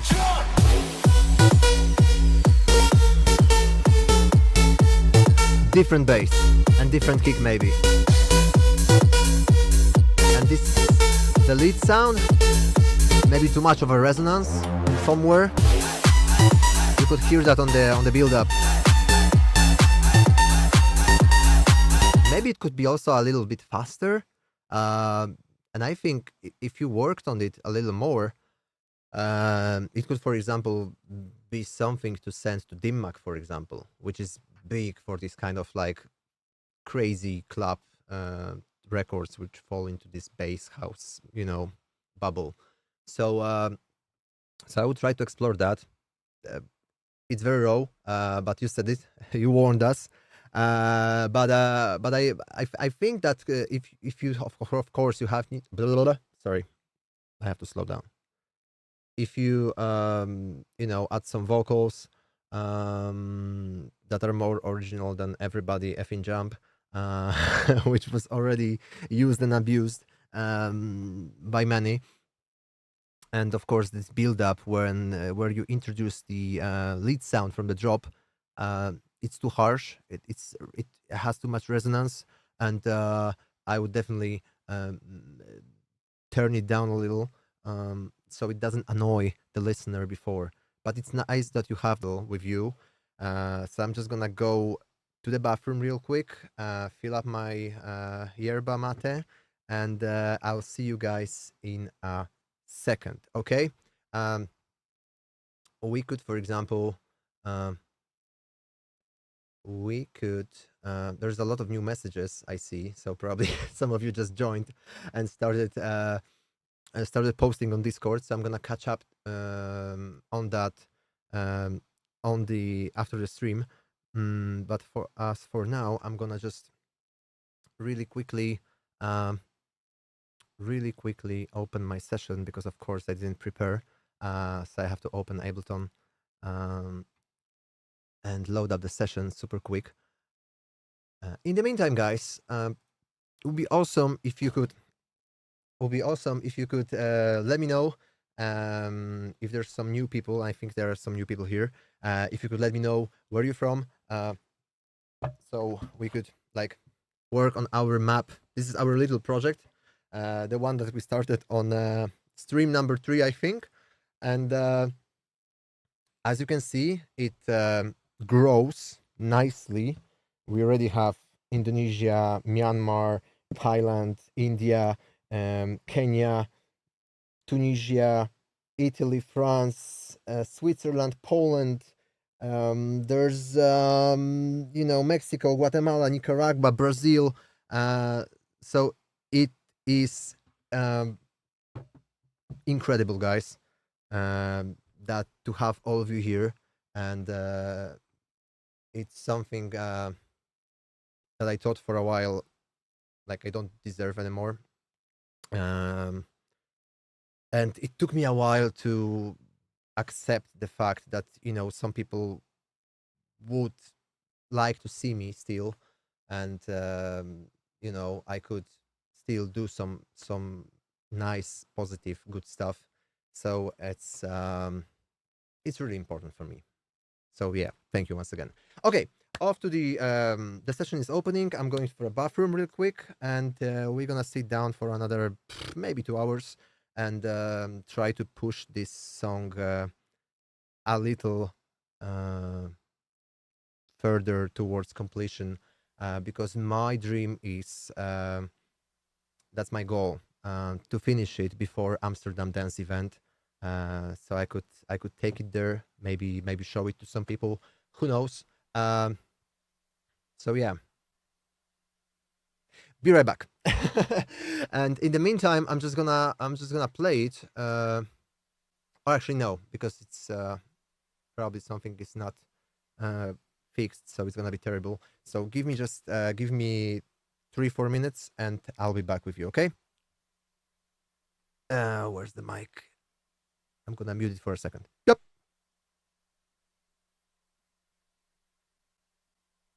And we're back. Wait.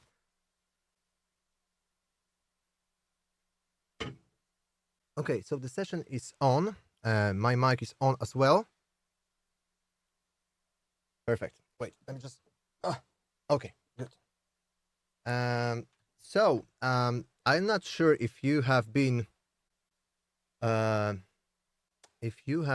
the last stream, which was the unannounced stream. So I didn't really promote it anywhere. I just started the stream randomly out of the blue, and on that stream I was doing a new track. That's a completely solo release. It's not a remix. It's not a bootleg, whatever.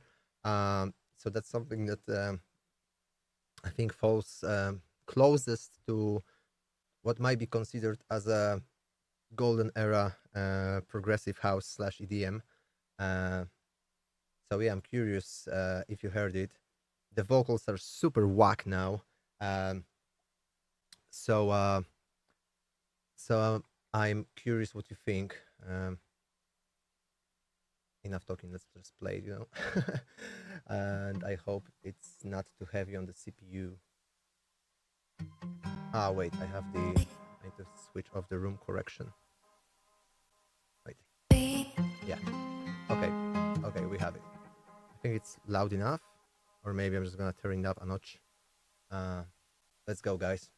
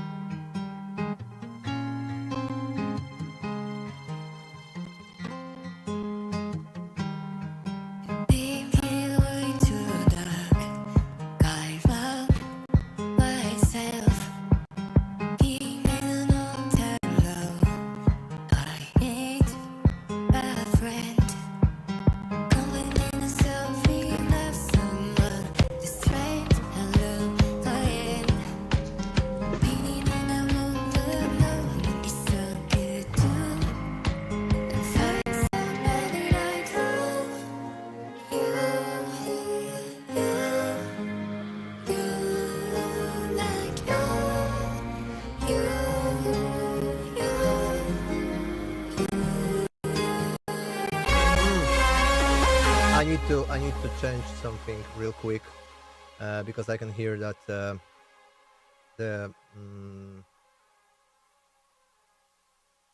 I can hear some stuttering.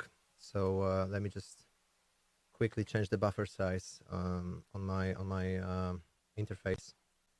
Yeah.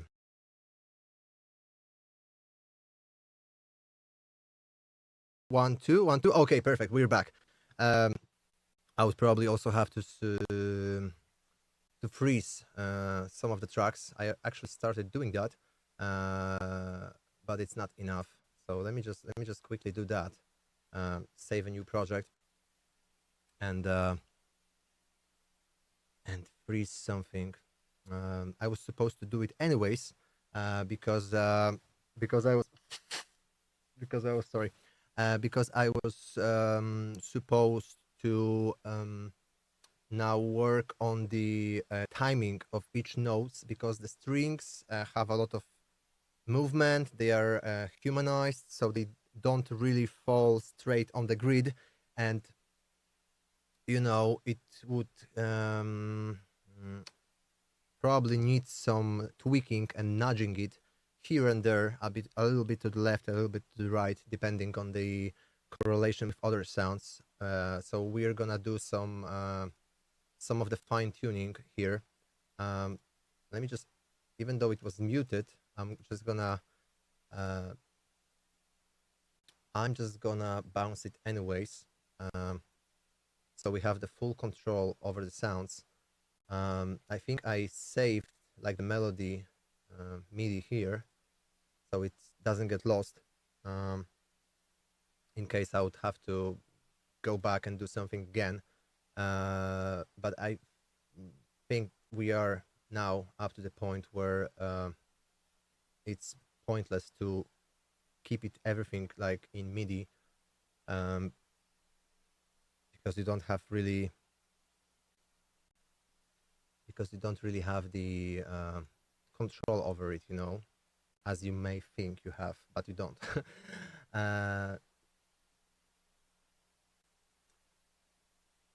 Okay, so yeah, Donated said prefers the original sounds. Yeah, I'm still working on that actually. I think they are still here, the ones that you mean, but they are just a little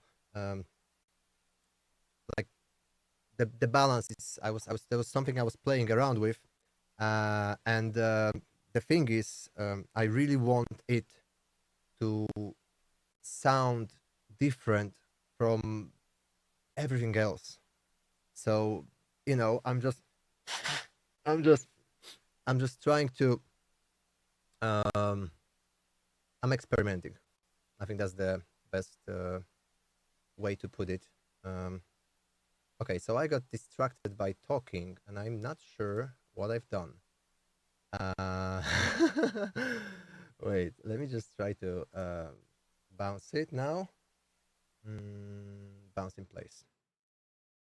Right? So no, I don't think it is bad. It's a matter of taste, and of course, you have basically you have the insight into the creation process, which normally is not the case when you see other names like releasing songs. You already hear, even in the teaser, like it's already mastered, produced after probably like 50 different versions and ideas. You hear the final product, and the common trap that people fall into when they share like a work in progress, just as I do, is that someone might like the older version instead of the new one, and I think that again, it's a matter of taste and preference. At the end of the day, it's me who have to be like proud about it and feel like I did the best I could. So I'm gonna definitely focus on that, and my ambition is to like not be compared to others, rather bring some new quality. So I'm probably gonna be taking some decisions that are not typical for progressive house or EDM as you know it. I would try to make it more like a song that also could be performed live, by a band. That's my idea of making music that has soul, as weird as it sounds. Okay, so I think the CPU should be feeling a little better now.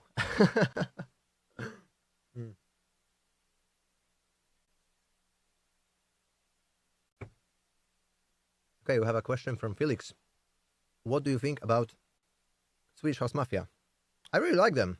I think they are actually the representation of what it means to take some risks. When they announced a comeback, and they released It Gets Better, everybody was like, huh?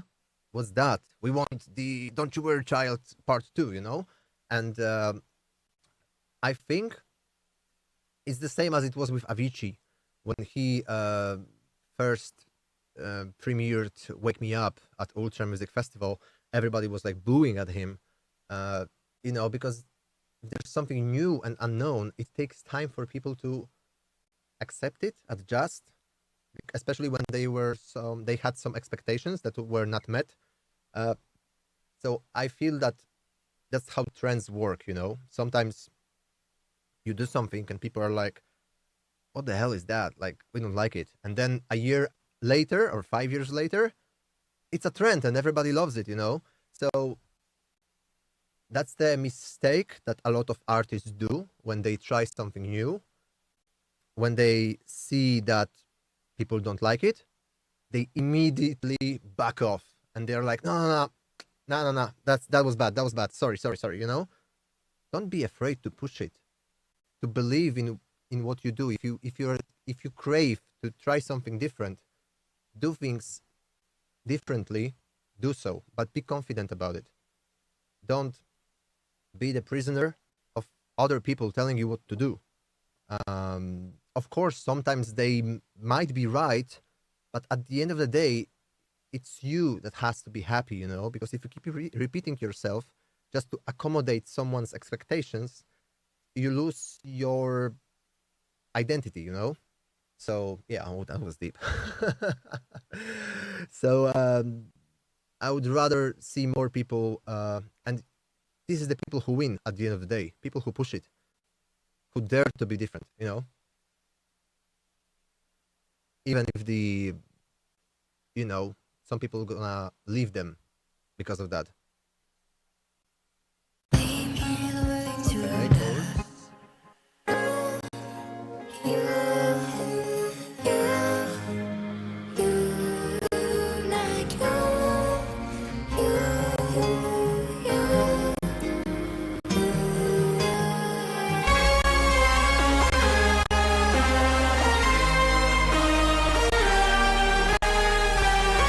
Yeah, there's a lot of weird stuff. I'm gonna switch it off. Okay, that's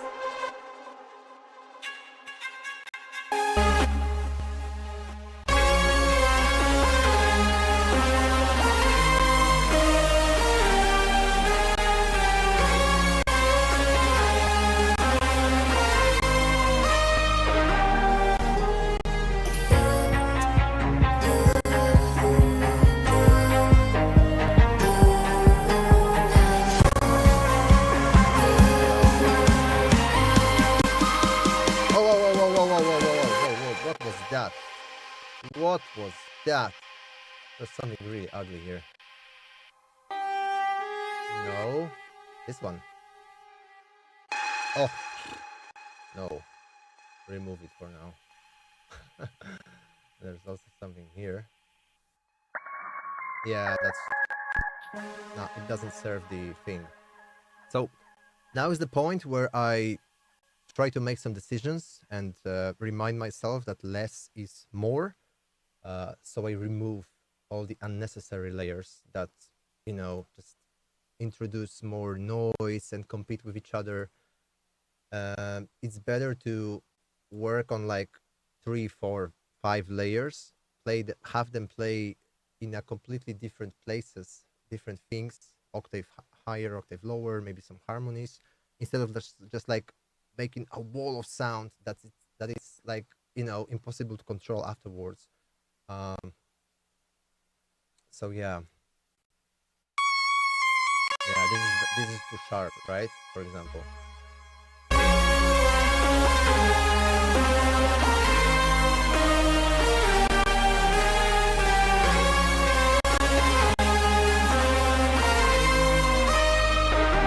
There is some noise I don't like. I'm not sure. Wait.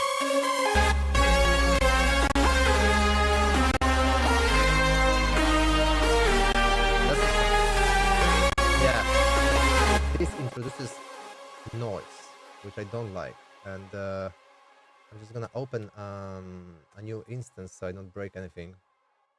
But there is something that really annoys me.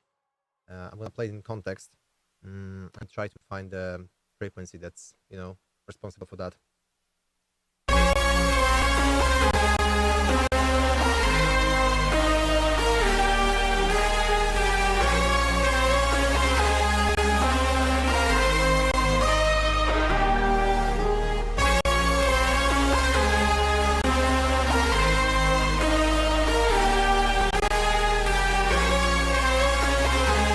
This way, of course, because now we hear it like, it has also way less volume. So normally what you could do is use the auto gain function on the equalizer to compensate like automatically for all the reduction you do. But I don't really trust it.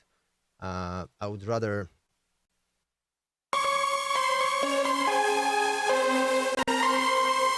yeah, and you can hear it's like it has a lot of mud. Like I don't like the mess it makes. Probably I should look for a different sound which is more clean. But I'm too lazy for that right now. So I'm just gonna probably just open some like multi-band compression and try to control it real quick to smooth it out.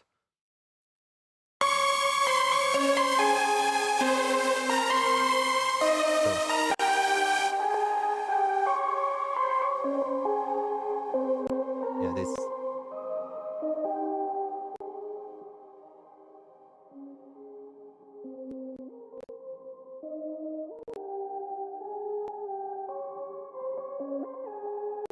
Something like that.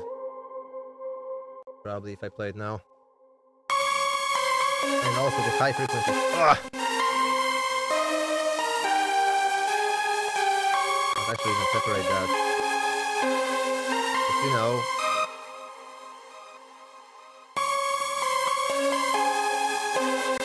also I don't think should have the attack. Like I would just even make the fastest attack possible. See how it's gonna behave. Also the high frequencies, they are like harsh as hell. And you get used to it and you're like, yeah, this is cool. And if you make it darker, you might have the impression it's worse, but trust me, your ears are gonna thank you, and more people are gonna actually survive until the end of the song.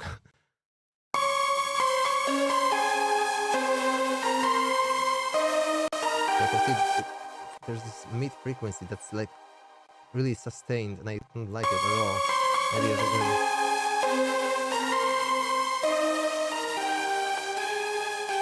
just make sure you don't make the make the lead sound thinner, because it's easy to exaggerate with like removing the bass and everything.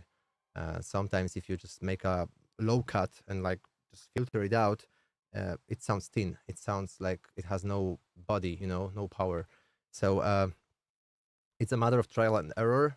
Probably the truth is like when you do the correction, you do it too much, and then the truth lies somewhere in between.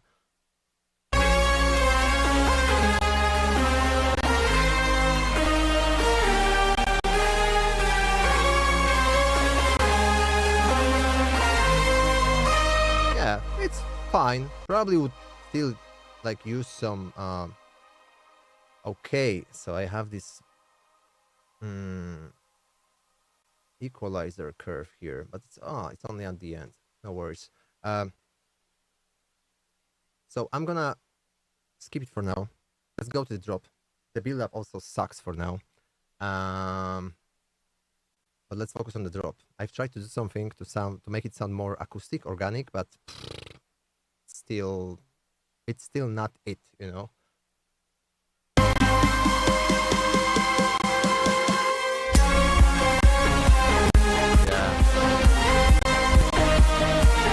Too heavy. Like the kick is lacking punch. So probably I'm gonna replace the kick completely. Also the bass, I don't like it. It's not that's the worst element for now at least. So I'm gonna explore some different options today. So this is without the bass completely, right? And also you can hear like the lead. There's a lot, and also there's a lot of reverb, lots of delay. Probably I would have to control that as well, because right now they are completely, you know, just thrown in there with no separation whatsoever. It gets super muddy when you play it. This is only the delay, right? Wait, can I play just the leads for now? Wait. Yeah,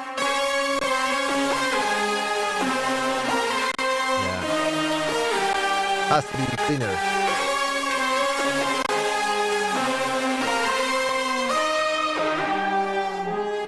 So let's work on that.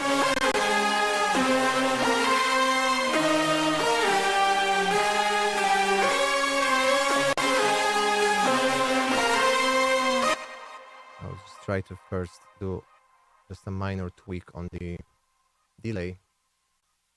Let's listen just to the delays, okay? Oh, that's weird. Maybe to the right.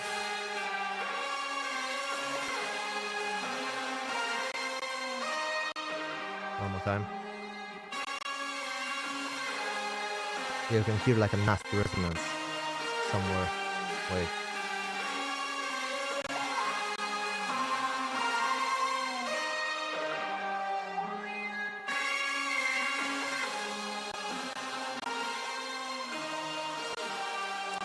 Right.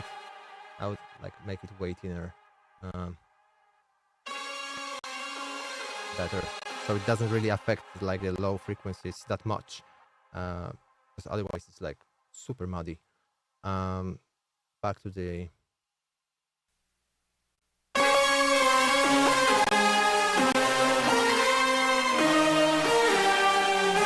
like normally I would have to use headphones for that, right?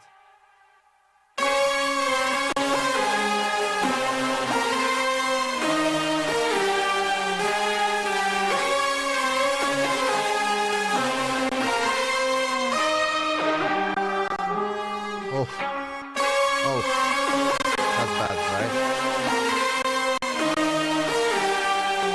And also some compression, that's for sure.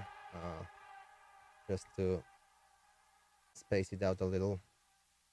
So what we do, we use the dry signal from here, dry delay before delay, the LUT, okay, whatever. I'm typing too fast, and we just make sidechain. Which track is it? Lead. Okay, it's just called lead.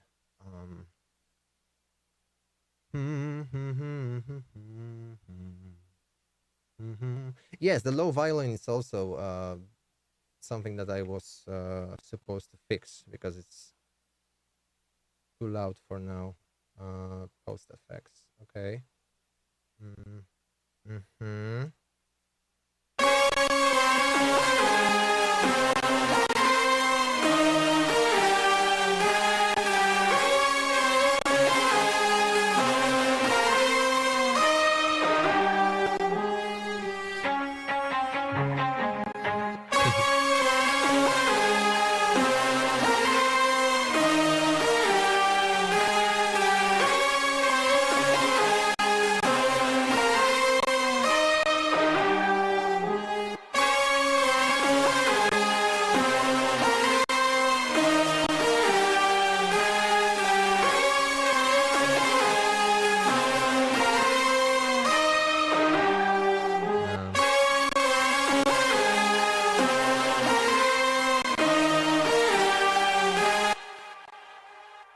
the pizzicato afterwards, yeah, I love it. I have to finish.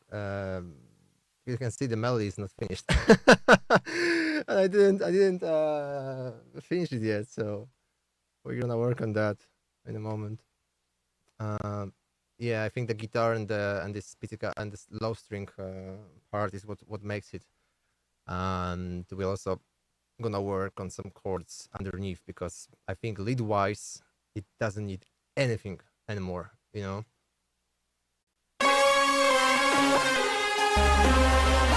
Yeah, the middle one. What's the is this one? So that was the serum patch that I've just thrown into some saturation. I equalized it very violently, and let me just see if turning it down is gonna be enough.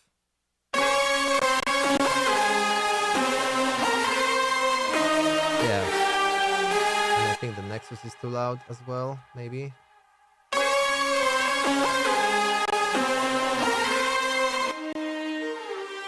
Yeah, and the strings have to be really controlled because now they are.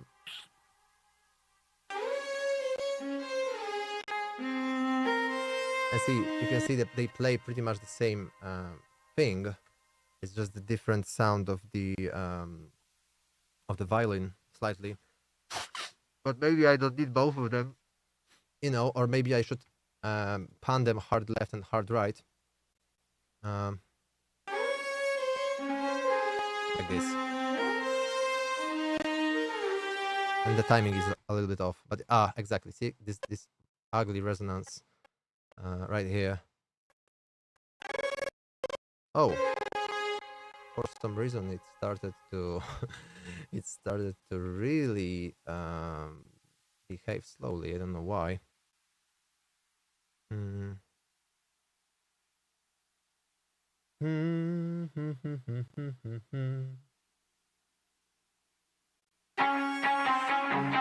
Oh, what happened? Okay, because it's on here.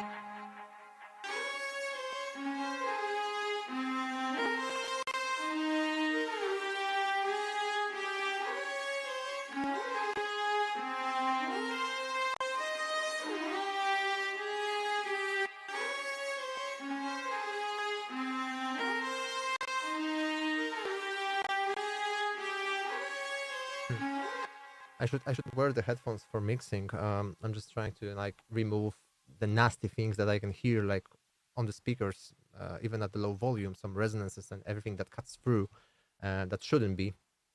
So, and if the signal is too dynamic, and especially with the things like guitars, strings, like everything's that's real, you can have a lot of dynamics to control. Sometimes dynamics are good. Like it's also bad to over compress things, but you have to listen to it in context.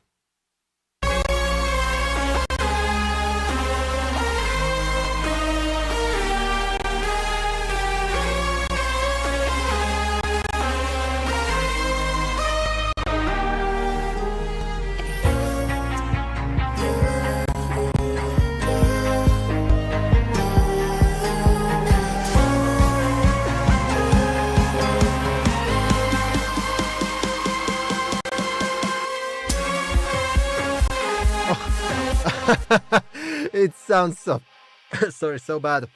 Now I can hear it. So yeah, we're gonna work towards the drop now. Also this snare is a bit too basic for me. I don't want it to be basic, and also this, yeah, this is too punchy, if you ask me.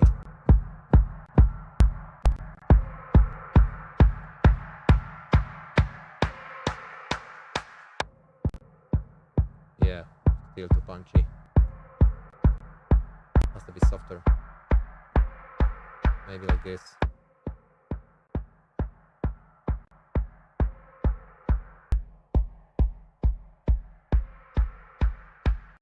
Yeah, something like that.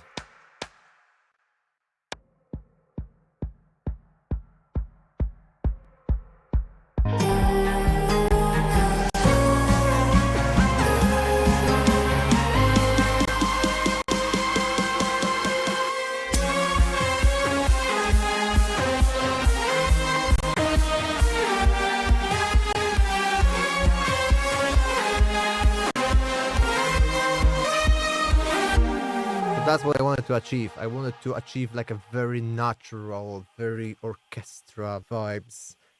Like, I can see it being played by like a, like an orchestra, and while still being playable at the festival. Hmm. But this kick has to go. It's too. It's too. I don't know. Subby. Um. Hmm. I'd have to look for some kicks actually. So the question why I swapped from FL to Ableton, yeah, that's the question I get on every stream, literally. Um, there were many reasons. It's just when I started doing songwriting sessions with other artists and for other artists, um, it was really annoying to record vocals on FL Studio without comping and whatsoever. Back in the time, and there was no fades and everything like that. And I found that after giving Ableton a chance, the workflow of Ableton kind of suited me even more than FL Studio. And I thought that I'm never gonna say that. Of course, I love FL Studio to bits, and I think it was my DAW for like a long time, like 7 years, I believe. And but nowadays I just feel more comfortable in Ableton.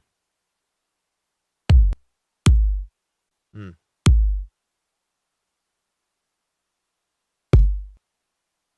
Okay, the preview is a bit too loud. Sorry about that.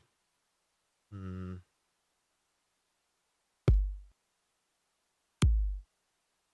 Yeah, that's wait.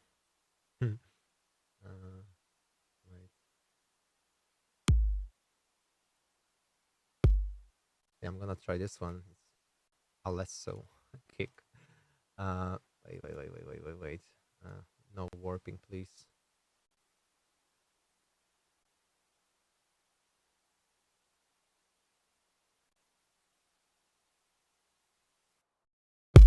Whoa. It's in a new track for some reason. I didn't want this to happen. So let me just transfer it quickly. Probably I've also overdone the bass processing on drums.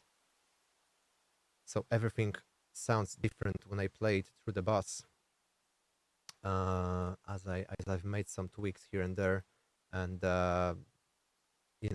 it's everything's cool to the point where you start replacing things and they don't fit anymore.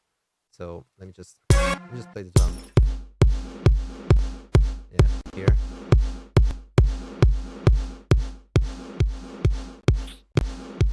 And before. Oh, I play. No, I didn't. Wait.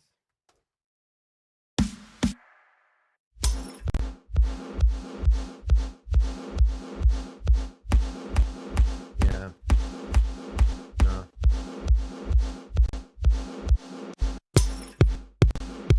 Maybe if we combine these two together, of course, like while being super careful about phase and everything, but if we get the punch from this one and sub information from the other one,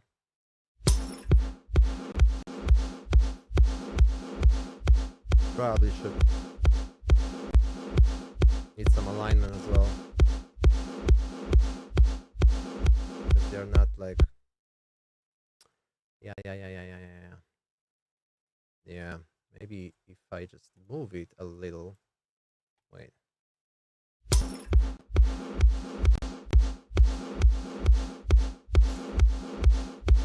And maybe invert the face. Context, please.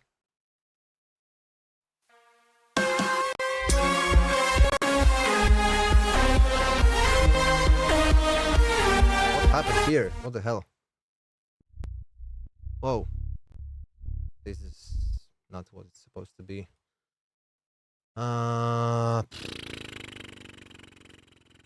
Let me just look for like a sub bass. Yeah, that's something I don't really like when it comes to like I really wish someone would have done kick and sub um for me, you know, so I could focus more on the melodies and like arranging the song and you know, chord progressions, yada yada. Like I really don't like the bass part of making the song.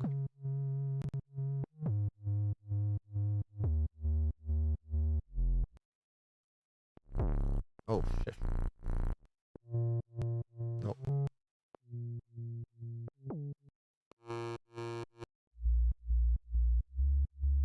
Yeah. Something like that maybe.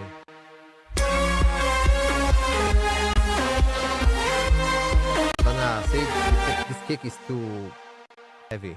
So I would stick to the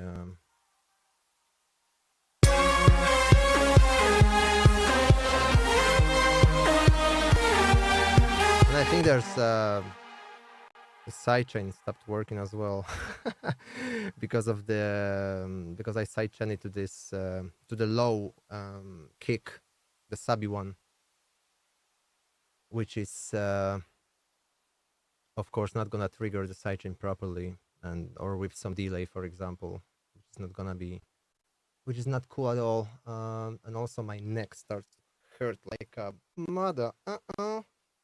Oh. Yeah.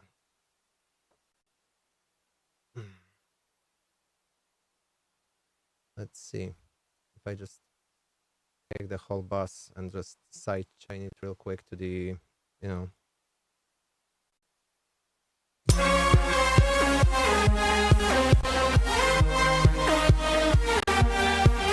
Yeah, you can hear like, yeah, everything was side chained to the.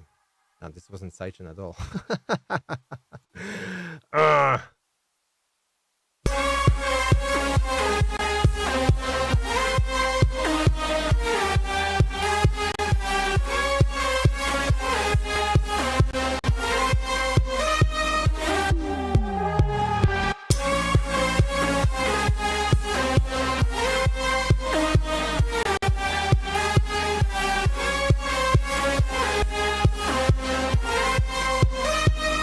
Yeah, let's work on it a little more.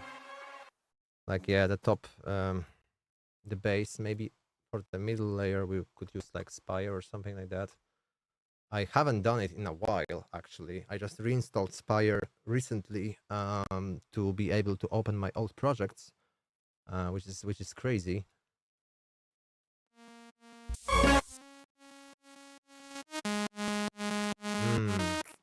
Beautiful. Oh, whoa, whoa, whoa, no.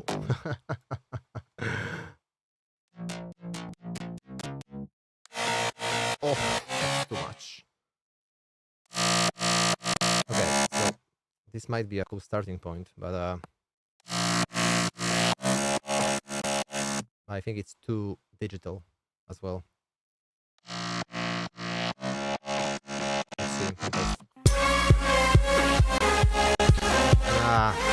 See? Nah, it's shit. It's shit. Ah, yeah. Let me think about it for a second.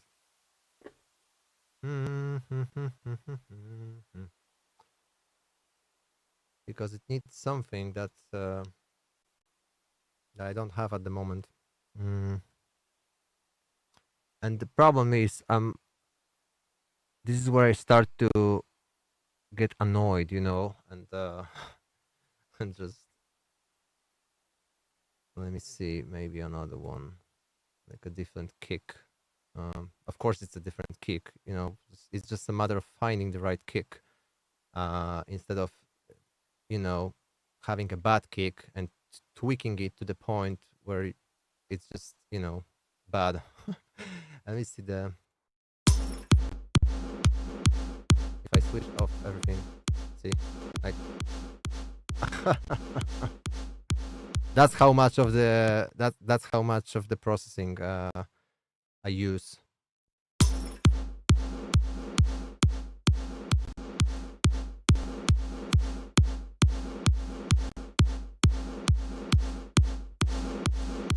Yeah, spiff is a bit too much. Like there's too much of a punch.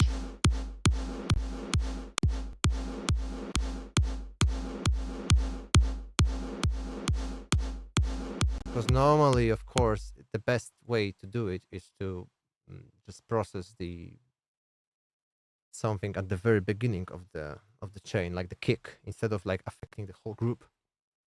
But as I said before, this was when I thought I already have everything.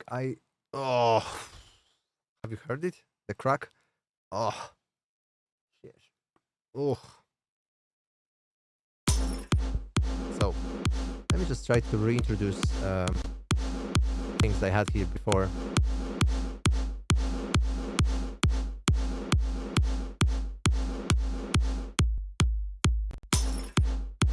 Yeah, this one.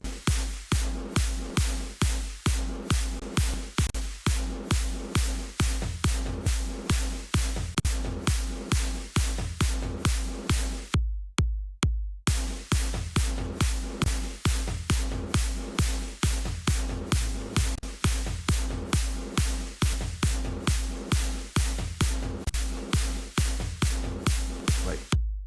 Oh, damn. Sorry about that. That's this one.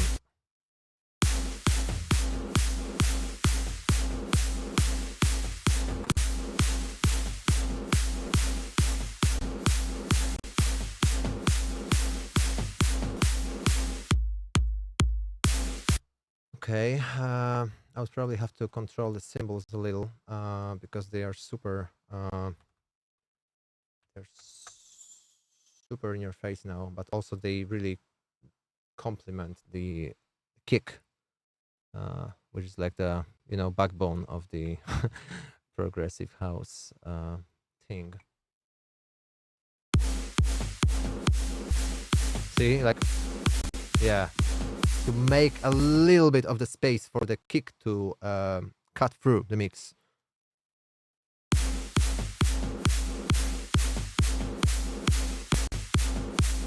Because if you switch it off, see?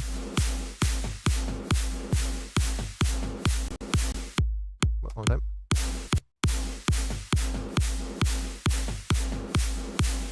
I think one of them is also a bit too long.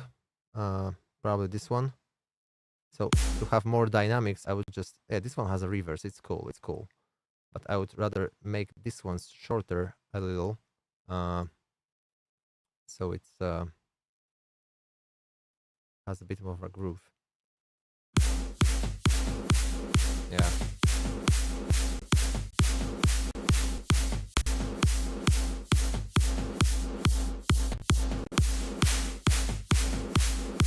Too loud, too loud, too loud. And the right one, this one is a bit too harsh for my ear. Maybe this one should be. Wait, just a bell.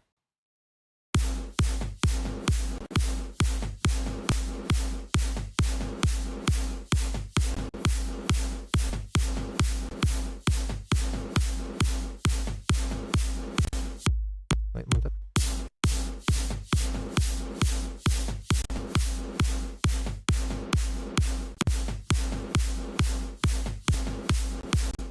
Okay, I think it's okay for now at least.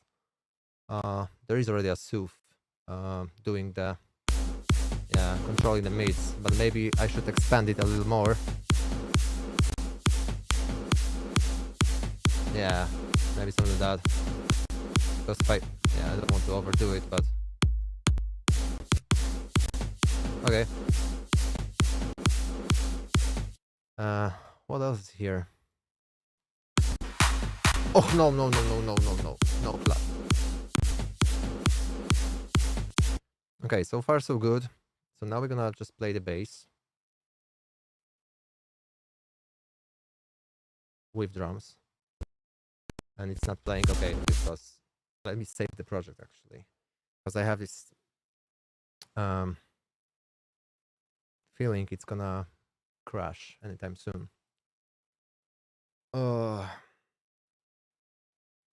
Question from Ronnie. Have you ever considered producing other genres like uplifting trance, melodic dubstep, or even hardstyle? Yes, actually, I'm totally, you know, I don't want to limit myself to just progressive house and whatever like falls in that category.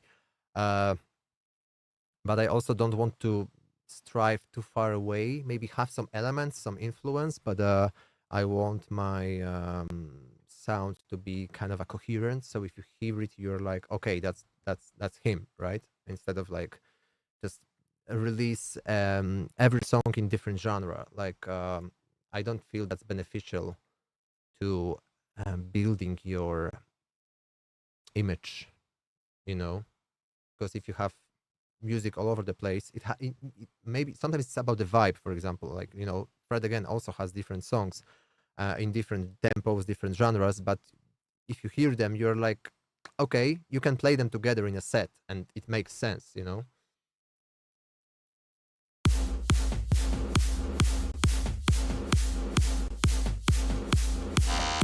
Oh.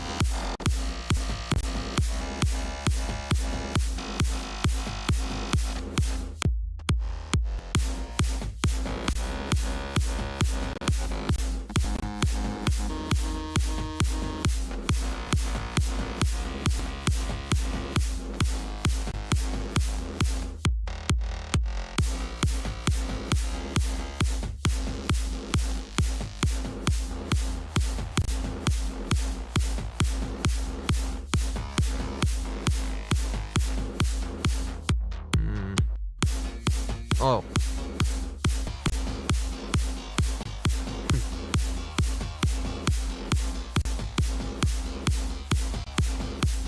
Nah.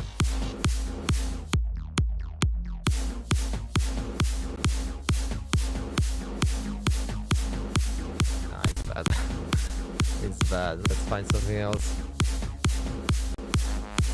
Oh. Patrz from Diva.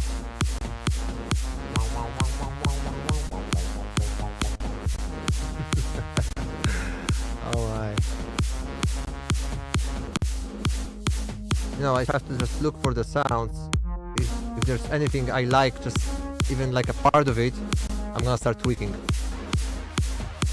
But so far I don't.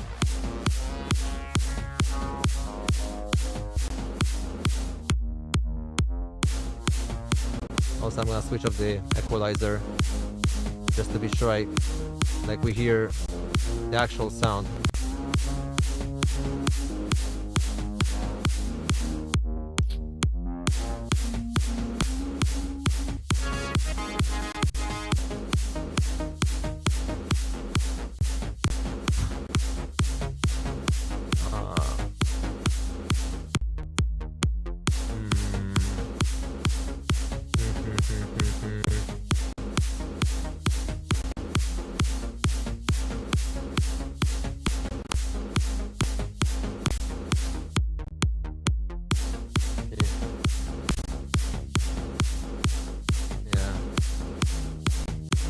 Like the most important thing that I'm trying to achieve here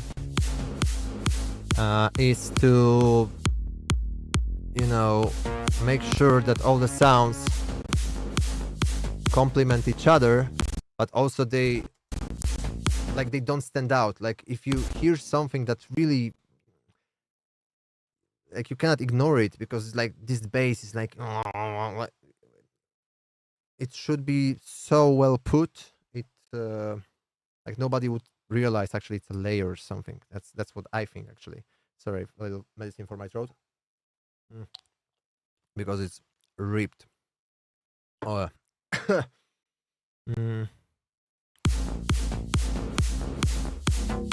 Oh no. That's yeah.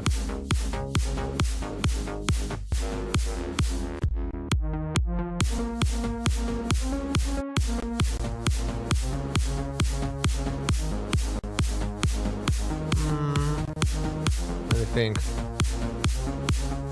Maybe if we just play around with it.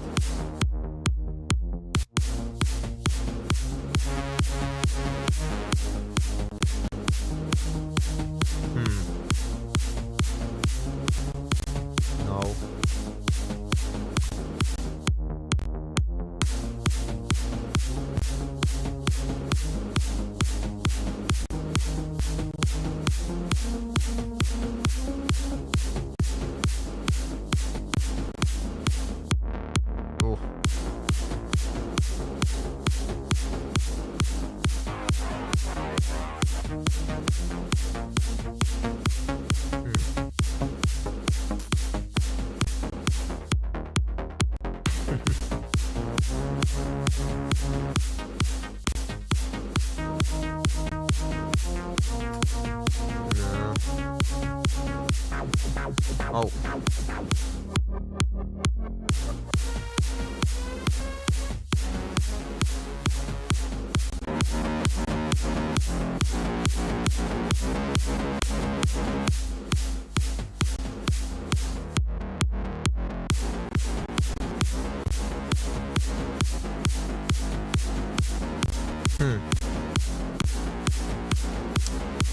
Nah.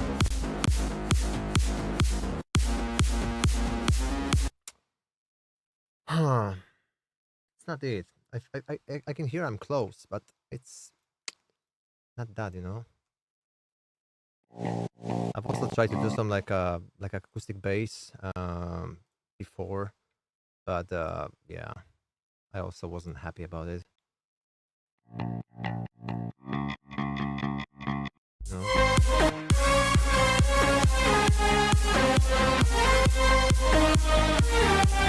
You know what? Maybe, just maybe, it's a matter of bass line being not good. I mean the rhythm of it. Maybe if I would just play around with the rhythm of the bass, just switch off the leads because they are super in your face now, or maybe just turning them down a little just to hear them in context, but to not get the fatigue. Right.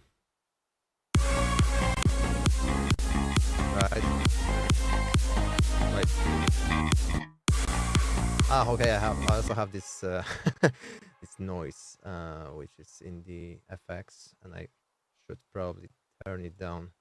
I'll just switch it off for now.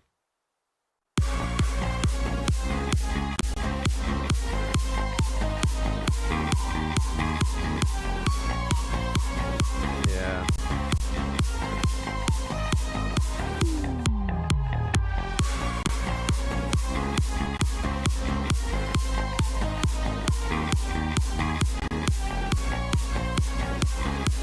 Okay. So I was also experimenting a little with some drums, especially at the later stage of the song. And they're here.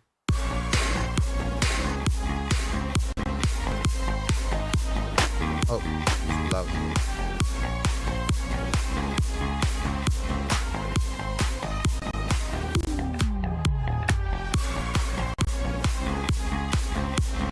I don't like it. And also there's some marching snare I've tried to make. I actually just used a part of the MIDI pattern from Cymatics for the hi-hat, but I tweaked it, moved it here and there. Oh wait, I have to, of course, turn the group on.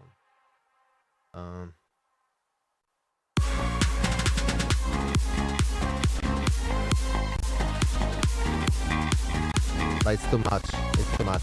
It's too much. It's too much. It's way too much. So I don't like the bass line. I think the bass line is actually what makes it worse. And maybe let's focus on that for now. So what we do, we just make it legato for now. Just join the notes together,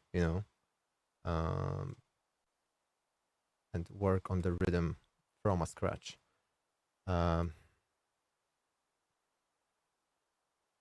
That's actually something I liked about FL Studio. I think that it was way quicker to come up with the melodies.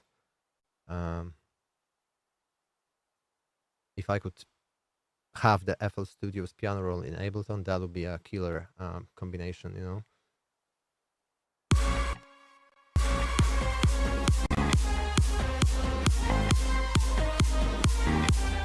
And also I have to, yeah, because it's staccato. I don't want staccato. I want sustain.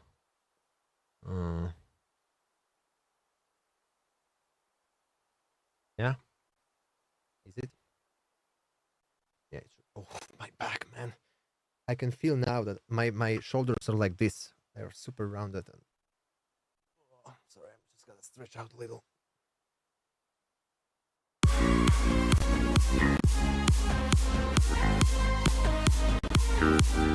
Yeah, this one is meh.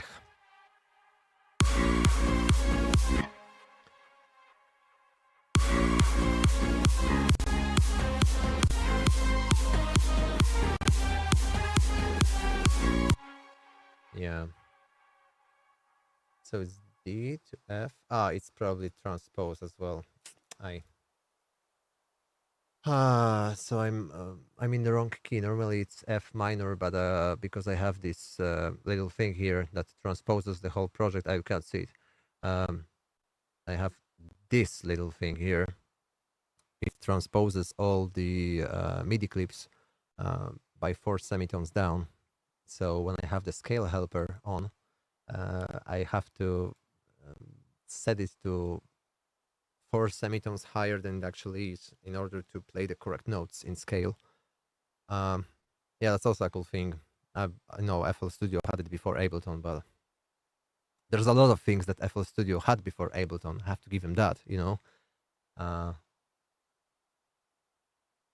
But to be honest, use whatever you feel like comfortable with your workflow, because I don't understand people who are like fighting over, oh, I use FL, how can you use that? Oh, I use Reaper. Like, use whatever you like. Like, people don't care about it. The listeners don't care.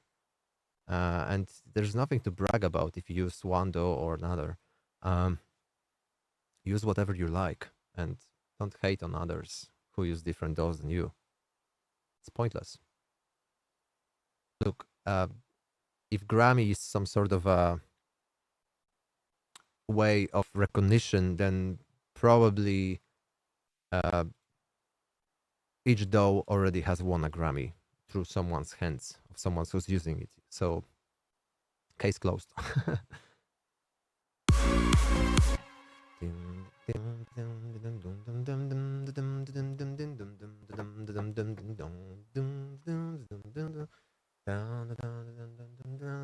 Maybe like this.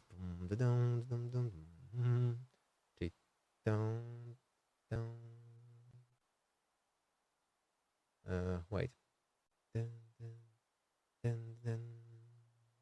Maybe even more like this. Like that.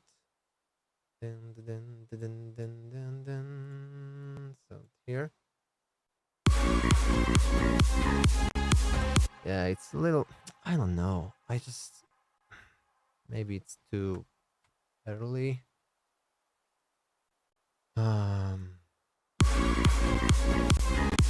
And of course, yeah, it's too.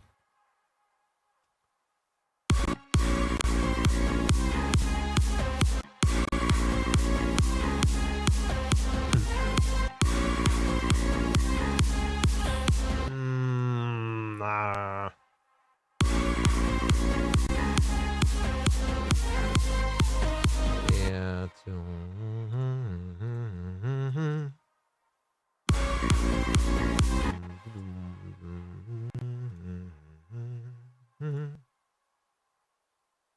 Wait. Still. G.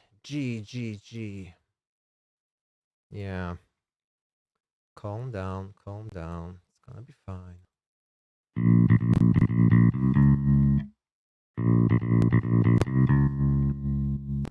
Doesn't sound bad on its own, right? But in context, there's something off about it, you know?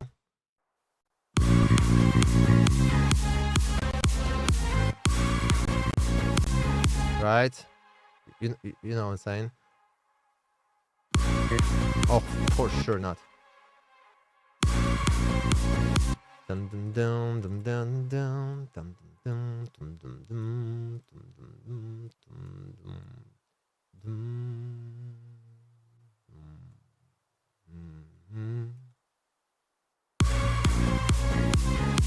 More like this. So it's an. Wait, one more time. Humanize it a little, you know? Exactly. Something like that.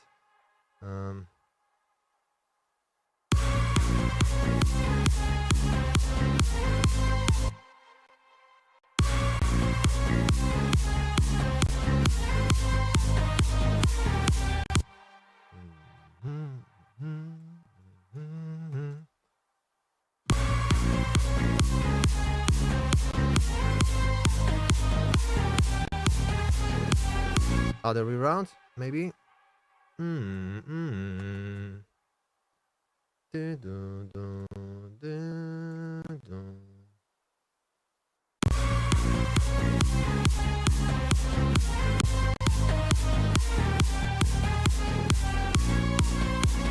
See, it's already got a little bit more of movement, velocity-wise. Maybe you could even like pull it up a little.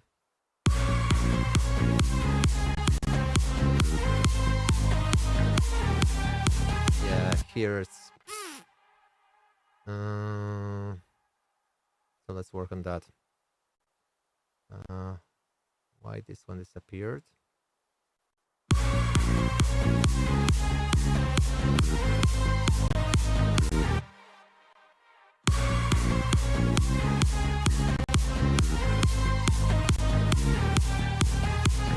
Hmm.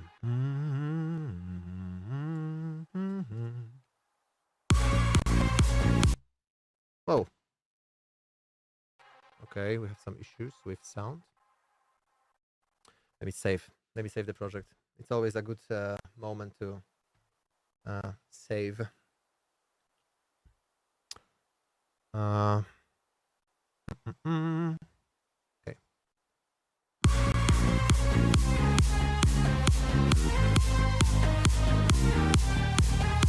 Nah, I don't like this one. Maybe a bit earlier.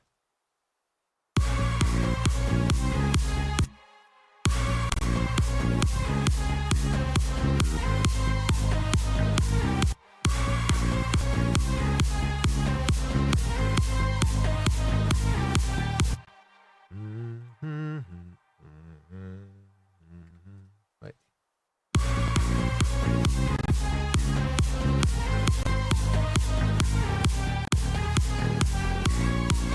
Yeah, that's a tough one because this one is too low, and when I put the octave higher, it's too high. So it's I'm not sure if I'm not gonna maybe try to invert the whole thing. So let me see. What if I try? How do you play it actually? No. Oh, it's out of tune.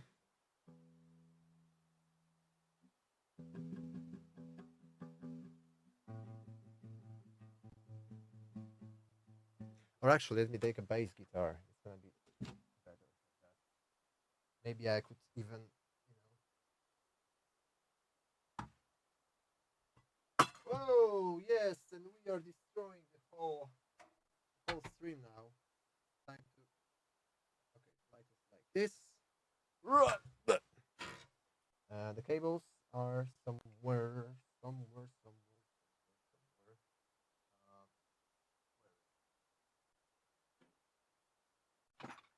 I need a second to find it. I wasn't prepared for that. It's super spontaneous. That wasn't planned. That's why I don't even have the cable available within reach. Wait, I dropped it. I just replaced it with a new one, and here it is. Yay! Not mic, ID on the second one. Ugh. Just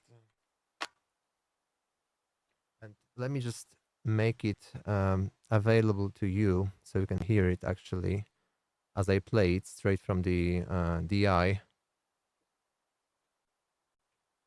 Wait, is it? Yeah, it's turned on. Okay, you should be able to hear it now. Let me just tune it now as well. So if we go to bass. Mm.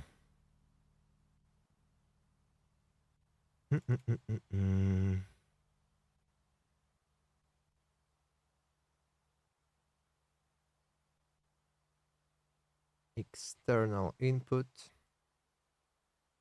Hmm. Hmm. Oh, I heard myself for a second. Okay. Okay, I don't want to hear myself. I just want to tune it. Wait. And for that, actually, I could have it in the drop D.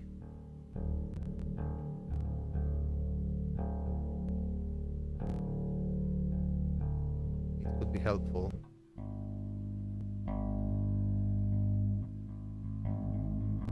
Everything's dropped by a whole step down. So yeah, let's keep it. Let's keep it this way.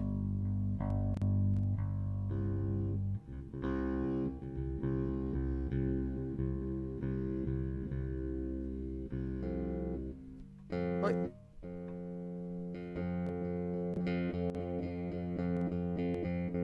Okay. So let's try to figure it out together. I'm just gonna actually put it on speakers as well so I can hear it. 1 sec. Okay. I'll probably use some pick because I don't know how to play bass other than how I play the guitar. And the pick is here. No? Up here. So it's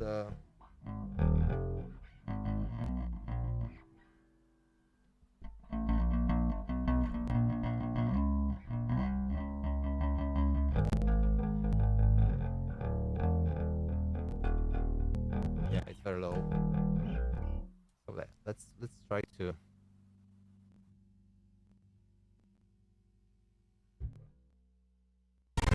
Whoa! Hey! Relax, boy.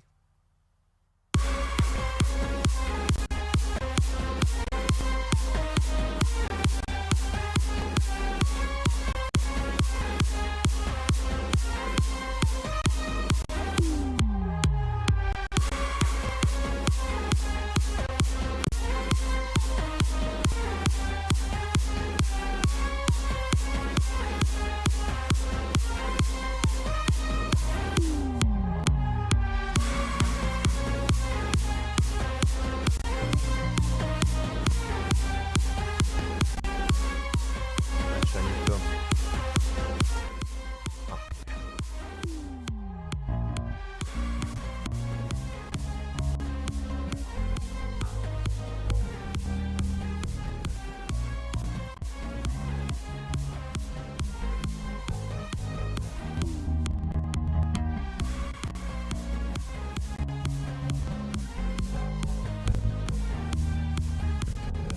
Yeah, the last chord is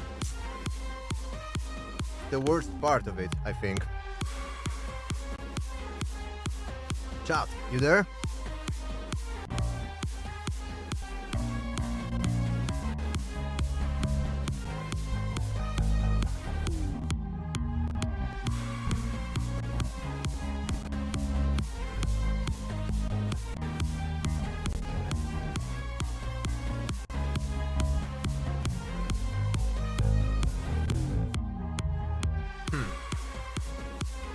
Right?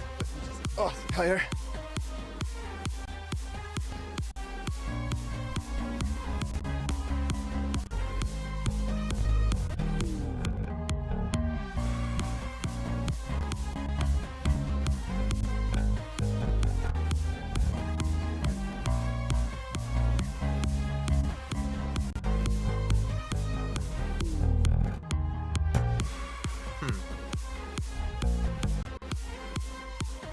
Just try to record a couple takes, you know.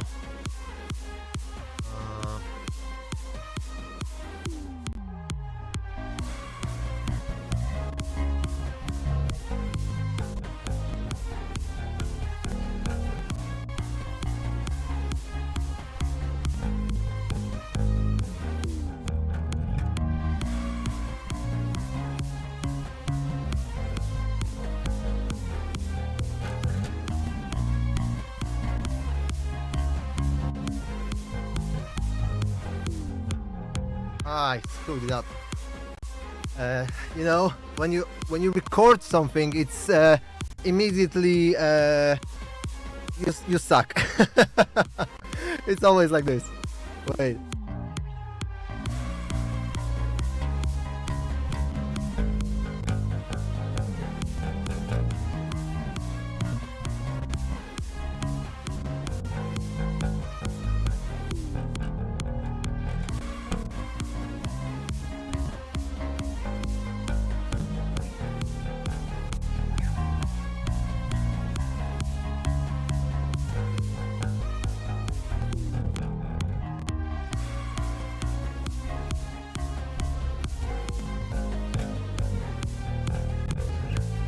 Yeah. Okay. Let's see how bad it was. Do some comping, and I'm gonna make it flat for now. Maybe it's gonna be useful still. Okay. Let's see. Switch off the sub. Okay, you ready? It's actually pretty on grid. Wow.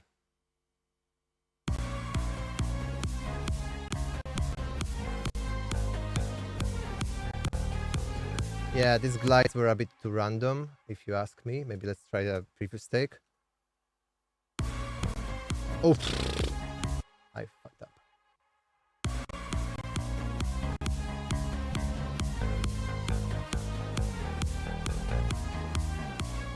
Okay. Nope. Here. So yeah, that's the power of comping. I love it. I don't know if FL introduced it in the latest updates, but for me this is a deal breaker. So you do it not only with vocals, not only with the things you record.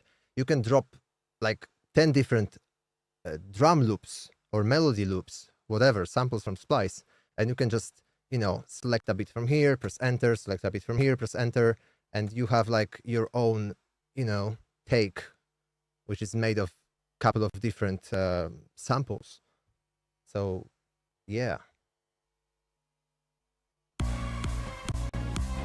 I don't like the stop here, so I would maybe take the second note from here.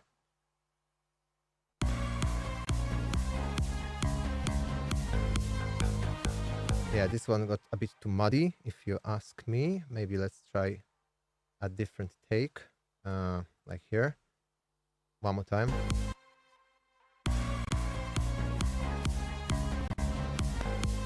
Oh, the transition was too rough. Like normally I should crossfade it, and it's not nothing complicated.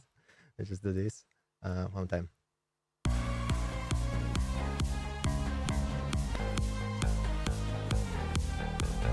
Yeah, this one is bad. Let's just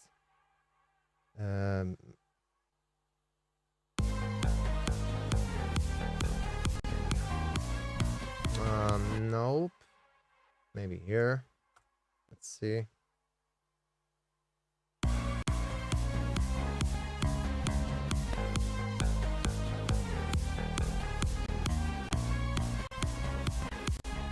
Why you got a light theme in Ableton?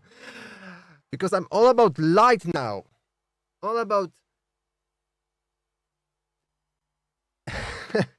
I almost said being white. But yeah. I actually said it. Sorry about that. I don't know. I just felt like the dark theme in phone or in my Windows or even Ableton, it's too depressing.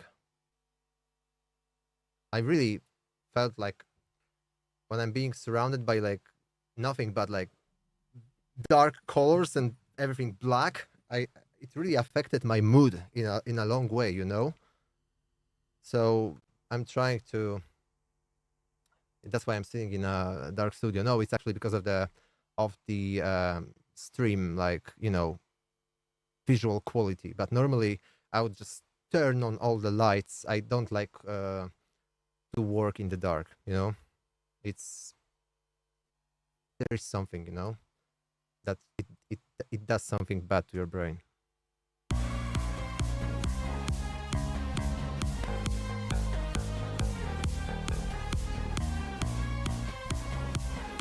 You know what? I actually, I freaking like it. Actually, I'm gonna copy the first like 4 bars. Maybe not 4. 3 first bars, and just copy it over for now. Of course, it's gonna have some like quantization cleaning, not too much to make it sound still natural, but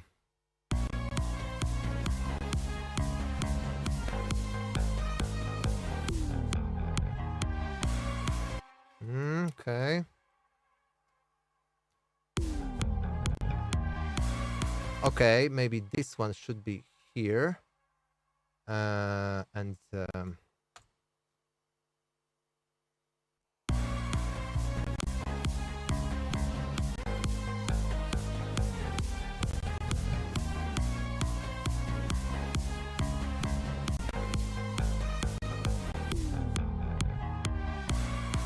yeah, even before, maybe dun, dun, dun, dun, dun, dun, dun, dun. So like this.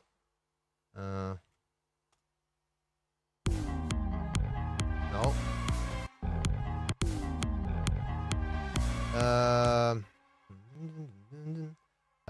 Like here.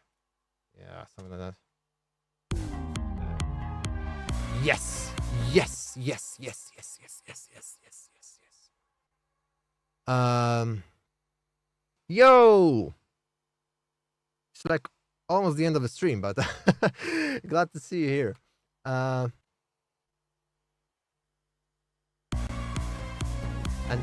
I only don't like the ending, like the last part. I think it's too sloppy. I should play it a bit tighter, maybe. Let me see if I could just maybe use this, for example.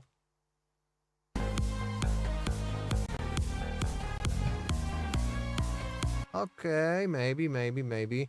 So for now, I would just leave it like this and just fix this little annoying stuff. So I'm just gonna do like the fade on everything for now, with a simple shortcut, and see if there's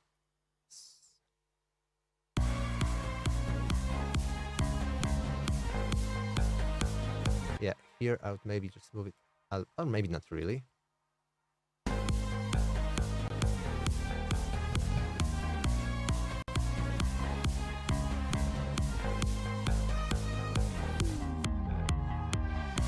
Guys, and see, like, I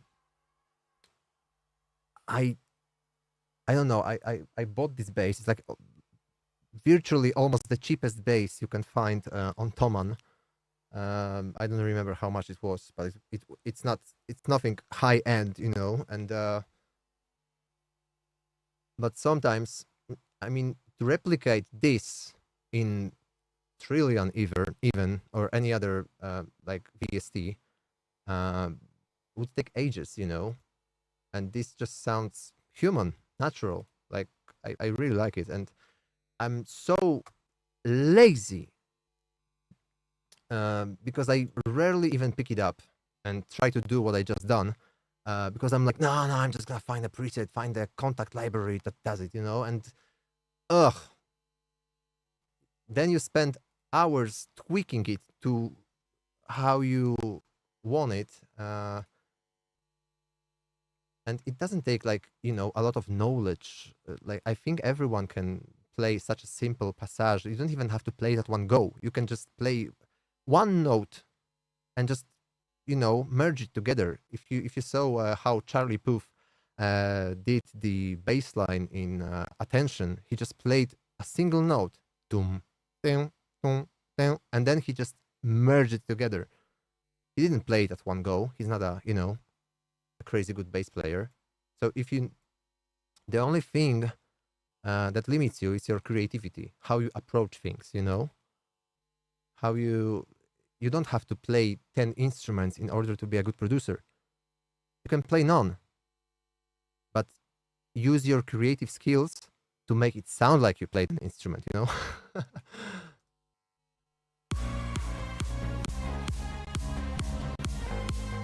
Oh, this one. Here. Yeah, it's a bit sloppy, and there's a little mistake here that's very rough. I'm also just gonna compress it real quick, CLA, I don't know, 76, just to have better control over it, because I think it's a little too dynamic. I'm just gonna go for the preset for now, you know.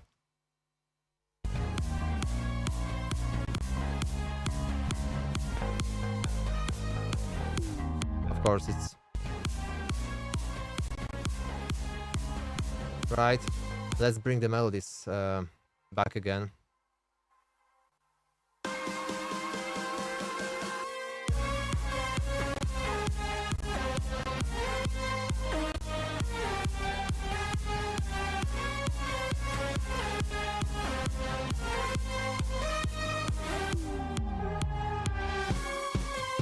Right. So I think that's gonna stay for now. I'm just gonna copy the drums over for now. There are some sidechain issues that have to be addressed as well, yada yada. But let's work on the chords, because I think that's what's missing. If we fill the space with chords, which happen to be just between the melody, which is super high, and the bass, which is super low, we're gonna be home anytime soon. So I've started to do some layers here, but it's nothing I'm proud of yet.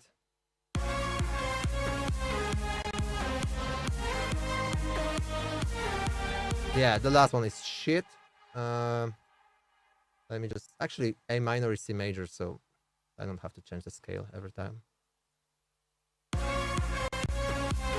Yeah, actually, bum bum bum bum. Yeah, so let's do it twice. I think maybe first one should be shorter.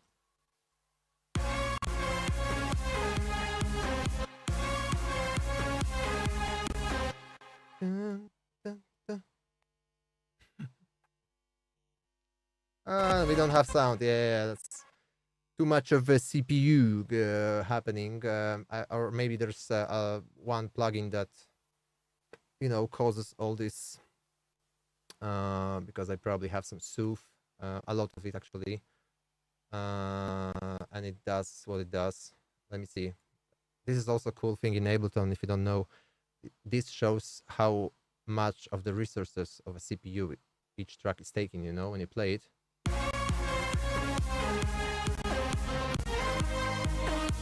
Nothing. That's crazy. Maybe something here on the drum bass. But apart from that, we're good. We're good. It's just the master, and I have a really heavy master because I have Ozone 12 running with, like, I don't know, a couple of modules. So this is what you know, does the thing. And the fact that I'm streaming also doesn't help.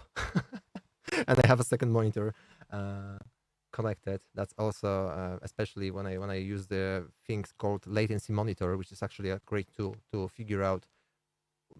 Sometimes it's like a driver, especially in Windows, that is causing your projects to work slower more and be more laggy. So I really recommend that. It's called latency monitor.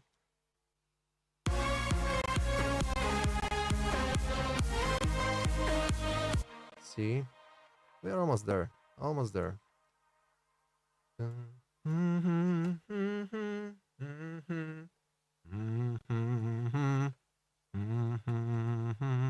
Right.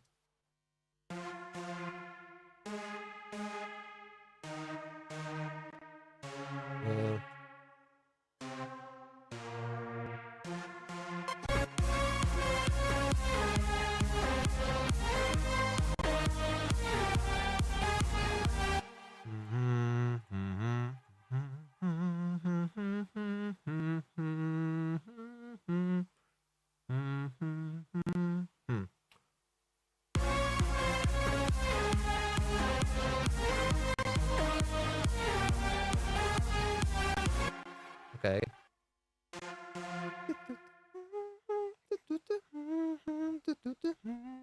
Like a call and response would be reasonable.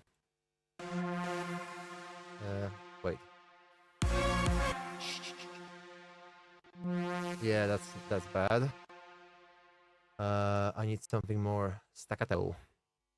Mm, so let me go to Omnisphere.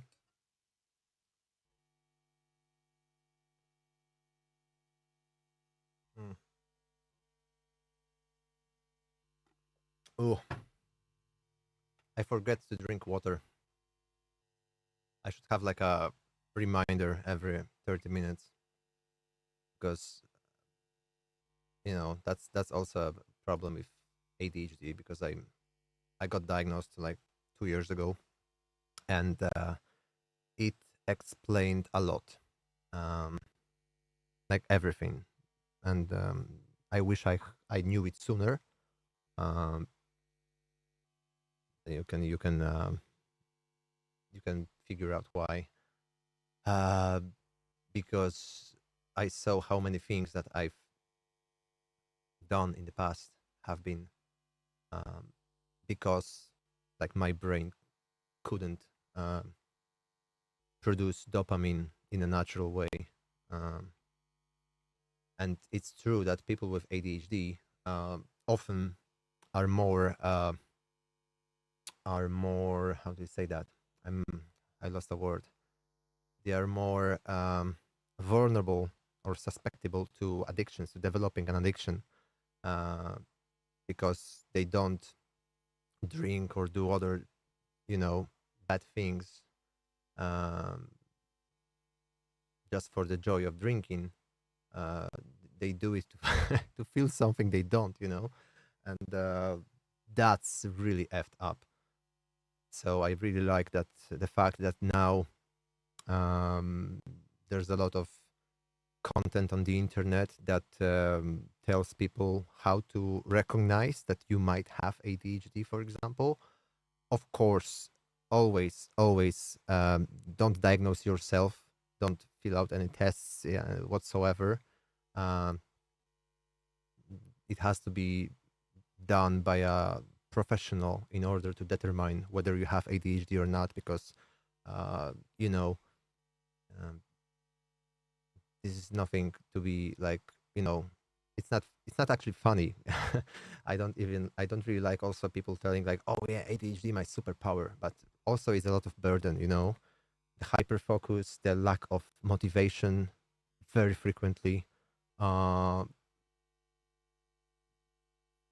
so yeah, it has a lot of disadvantages to have it every single day, um, and live with it, because but I couldn't recommend enough to, if you suspect you yourself having ADHD, get yourself diagnosed, because it really makes you start noticing the moments it kicks in.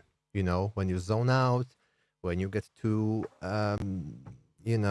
invested in something like hyper focus wise, you forget to take breaks, or maybe you don't have a motivation at all because your brain doesn't find it uh, you know, engaging or dopamine producing whatever you're about to do.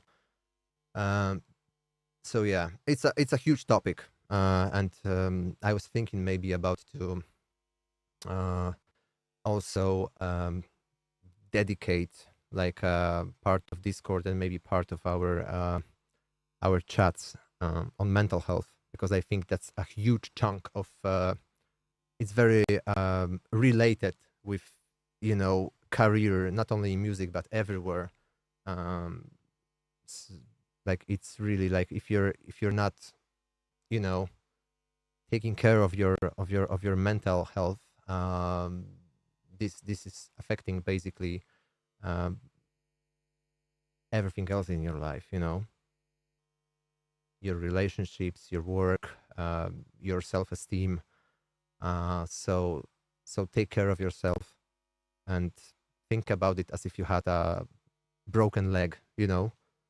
If you don't feel well, like mentally, and it lasts, then don't say yourself, I'm feeling sad, tomorrow is gonna be better, or like I'm gonna, you know uh, don't be a hero.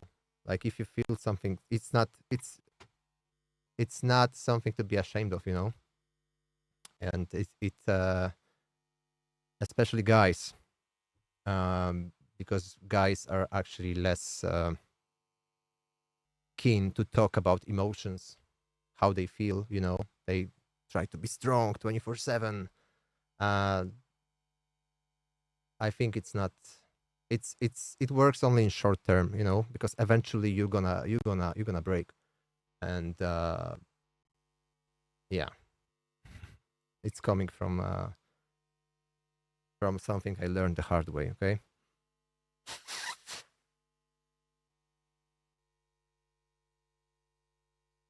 So take care of yourself.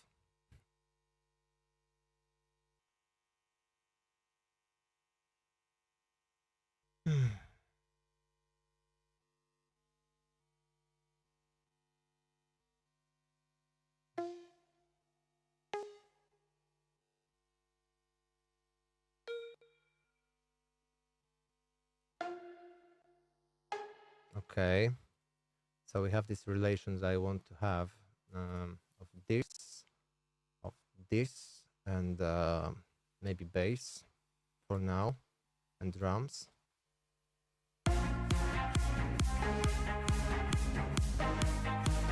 So.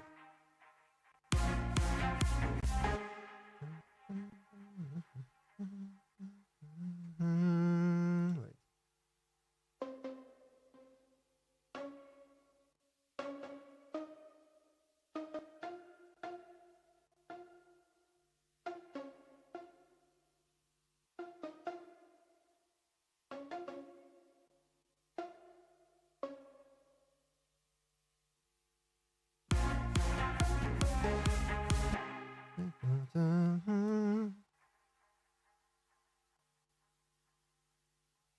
I don't like the sound, but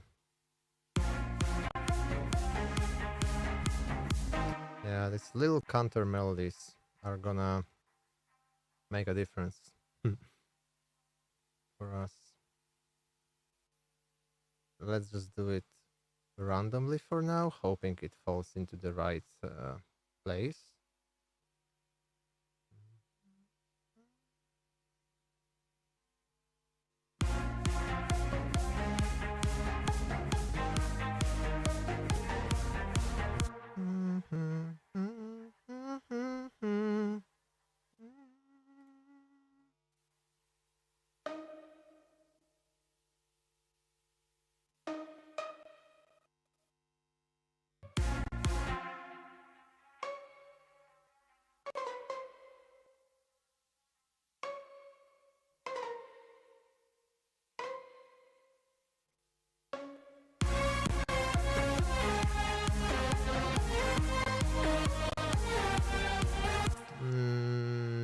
Not.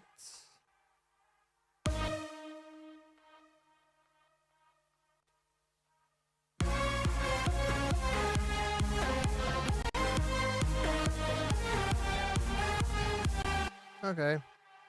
For now.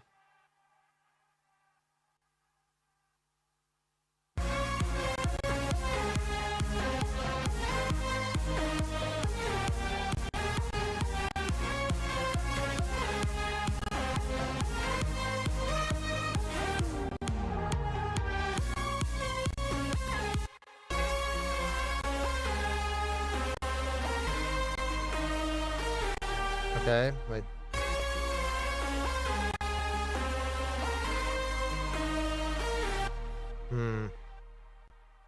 Now let's leave it.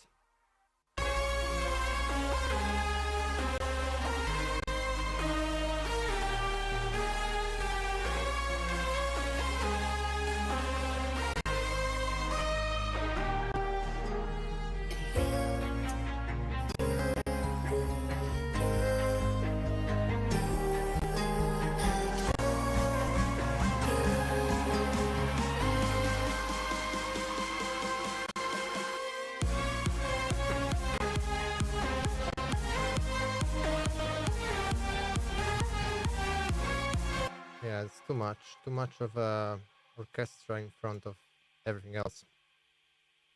So for sure that's not the case. That's not gonna be the final outcome. For now, I'm just gonna go back to Serum here. Yeah, also This should be just without LFO whatsoever, maybe not so strong.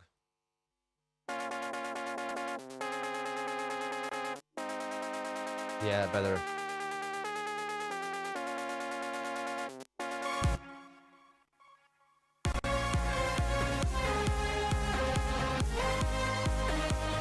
And also, it's detuned. It's a bit too much of a detune going on here. So we're gonna smooth it out a little.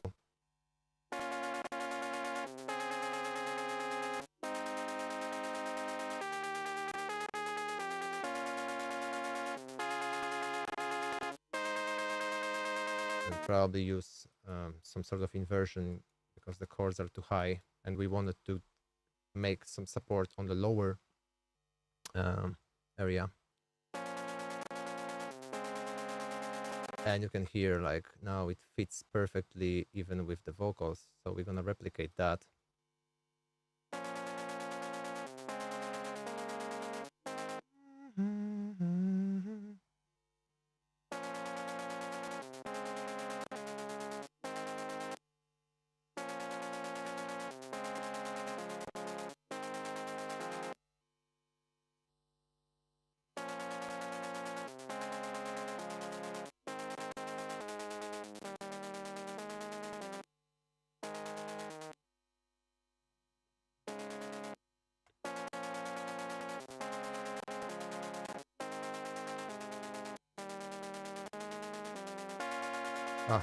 Way better, right? And also we're gonna use something more like a pad because we have literally 0 pads here now.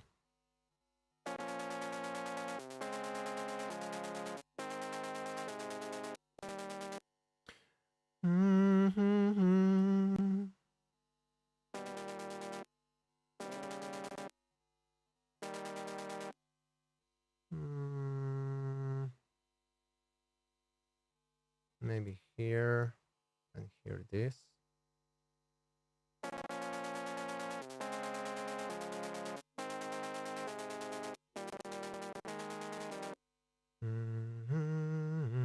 Yeah, makes sense.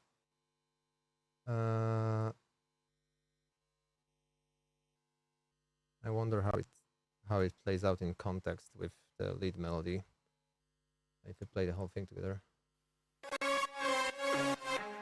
Woo! Woo! It's rich. I'm really proud of the how it's developing, you know.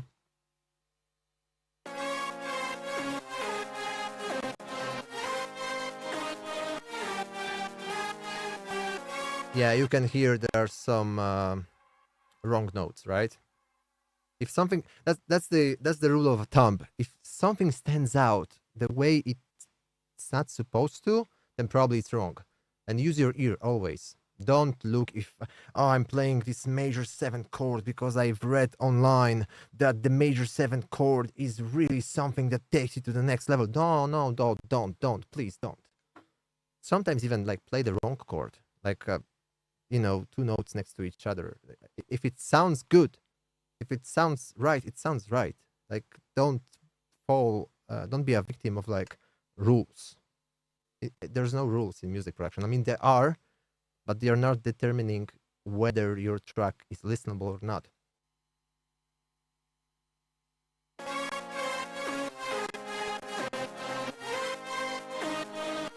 Yeah, here.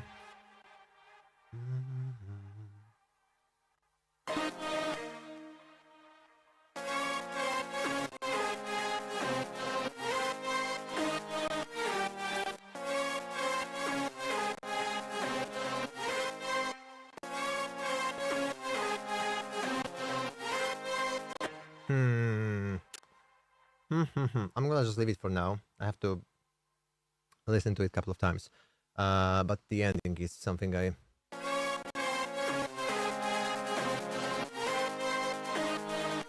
Yeah, this one, it doesn't cut it.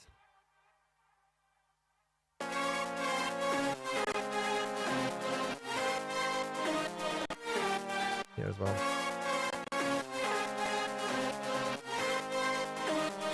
No.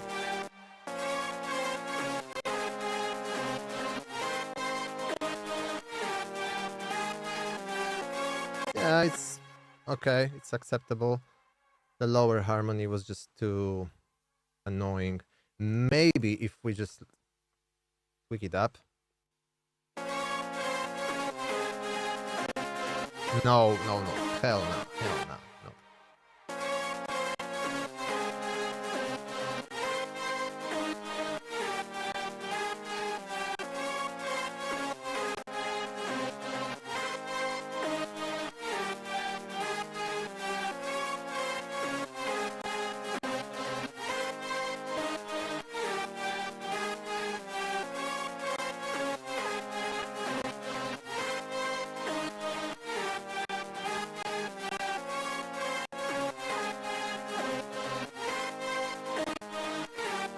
Ah, because I also have the distortion here assigned to the LFO. So it's like da da da da da. You can hear that.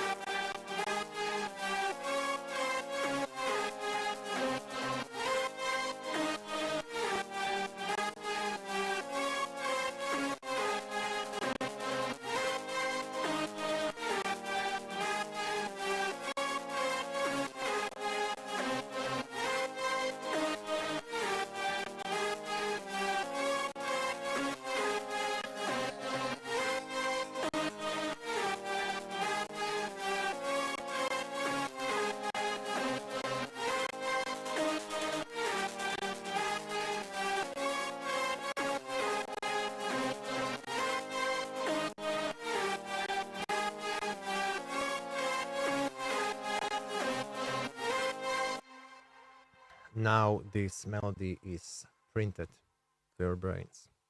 Sorry about that. I was just like, I had to play it in context in order to like make sure the sounds are, complementing each other.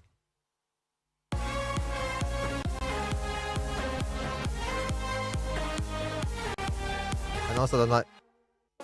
Okay, wait. There's a tremolo here. And I also think that, yeah. I would have to maybe switch off all the equalizers. Oh, now it's heavy as. Uy, uy, uy, uy, uy. So maybe let's try to fix it here first.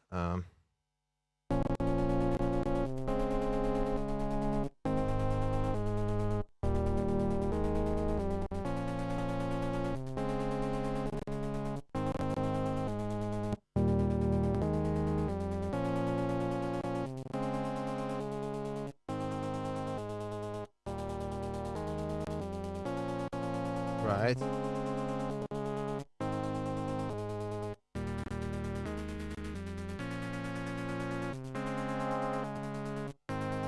Yeah. There's annoying resonance here. Not too much. Also the compressor stopped working. Let's make it multiband.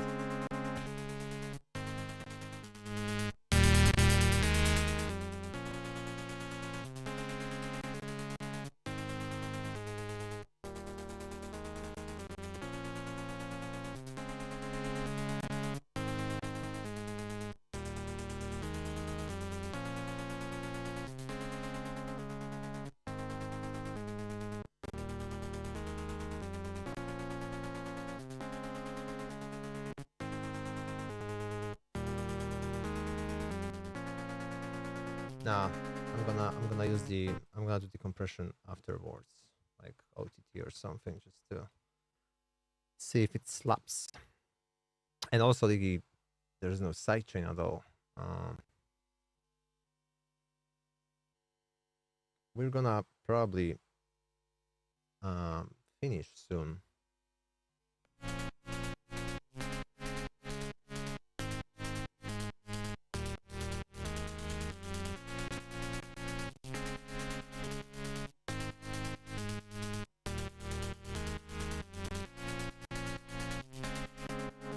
Oh yeah.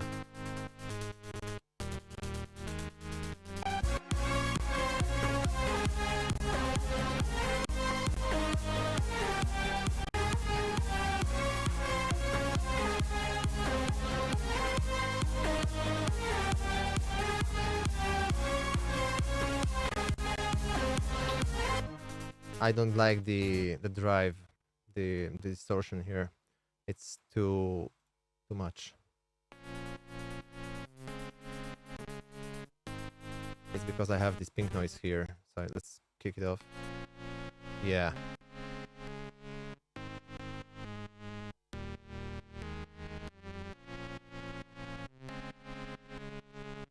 Right.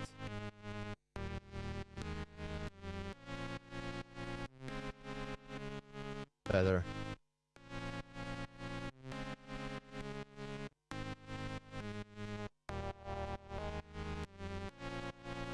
And maybe add some fresh air.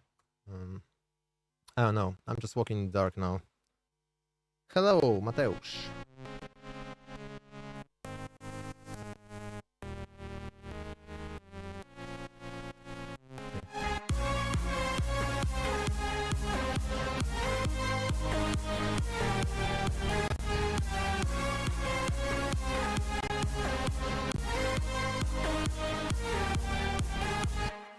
It's cool. There's a little mud somewhere, probably the base. Yeah. I'm just gonna control it super quick with Sooth, because I'm lazy.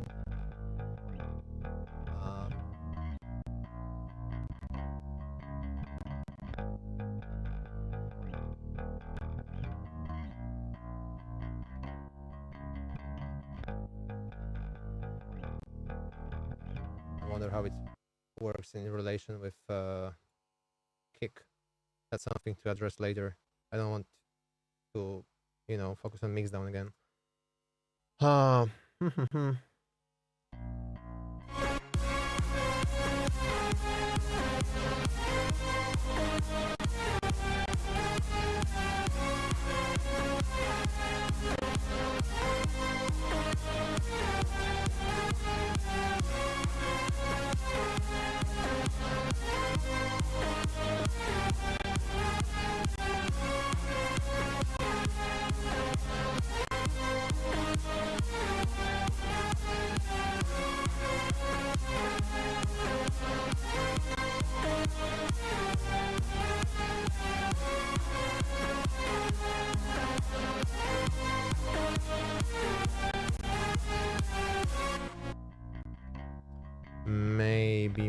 Maybe.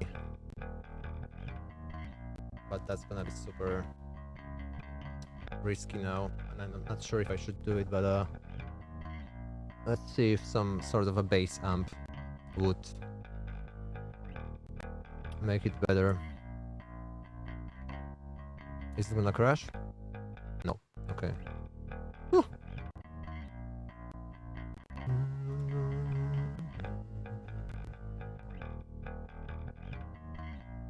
Yeah. It's still sloppy, but it took us 5 minutes. Okay. Cool. It's probably because of the GPU. Because I switched to RTX. And some plugins don't like it. Input source bass. Let's just go through presets for now. Oish. Okay, that's cool. There's a ton of mud right now.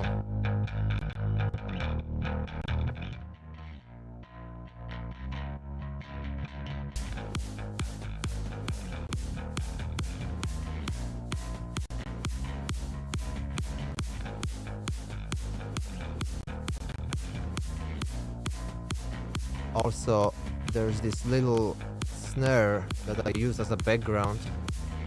I should probably clean it up a little. So I'm just gonna do some, for sure, remove a lot from like a side.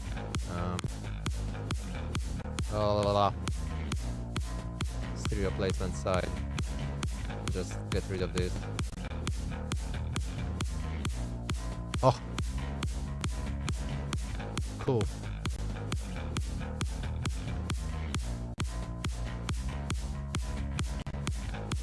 Just do a bit smaller shell. This one goes away. Wait, there's a. Here it is. We don't like it.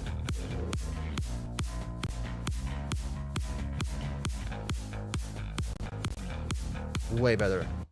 It's these little things that really can mess up your mix and make it sound like very muddy, for lack of a better word. But it's pretty commonly used, and pretty much everyone, even not mix savvy, knows what that means. So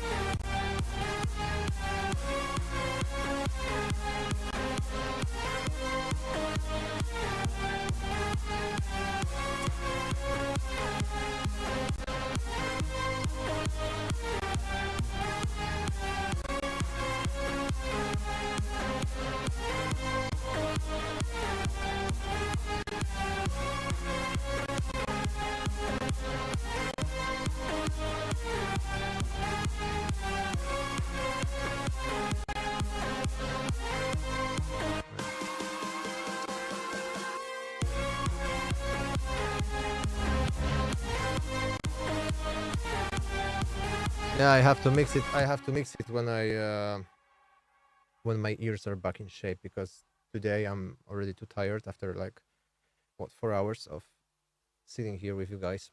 I'm gonna make only bad decisions from now on. So I would maybe try to just copy it over and see if we can do something after the and let's finish the string part that I promised you to finish. So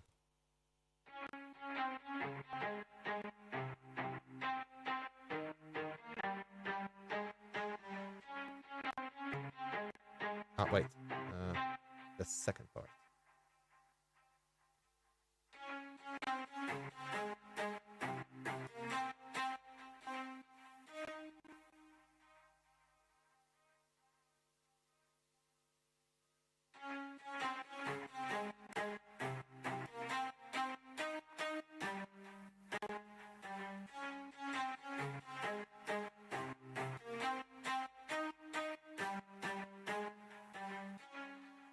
Yeah, that was actually pretty quick.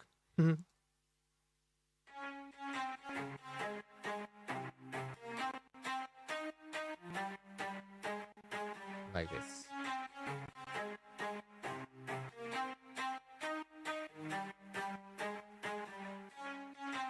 Yeah. Cool. I'm also thinking about how to place it in the mix so it serves as a support instead of like, fighting for attention. And here as well, there's a little mistake. When I bounced this string part, it didn't grab the first note because it was before. And when printing to audio, it just started basically producing sound from the second note. So yeah.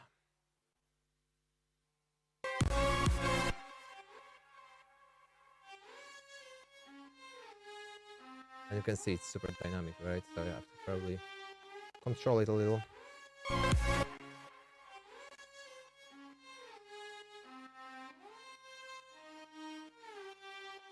But it also sounds very thin.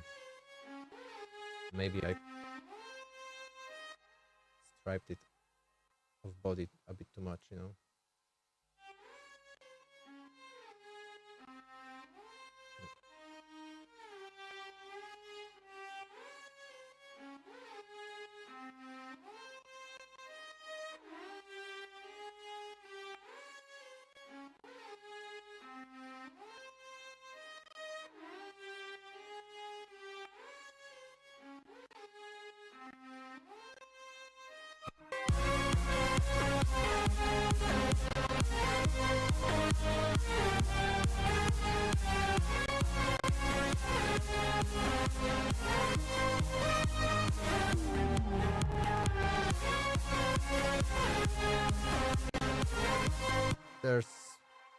something wrong. Okay, I can see. The loop wasn't closed properly, so let me just use it like this for now and just loop this part. Yeah.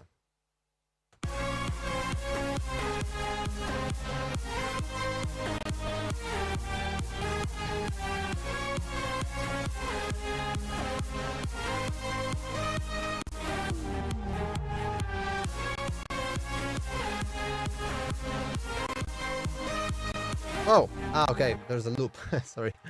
Uh,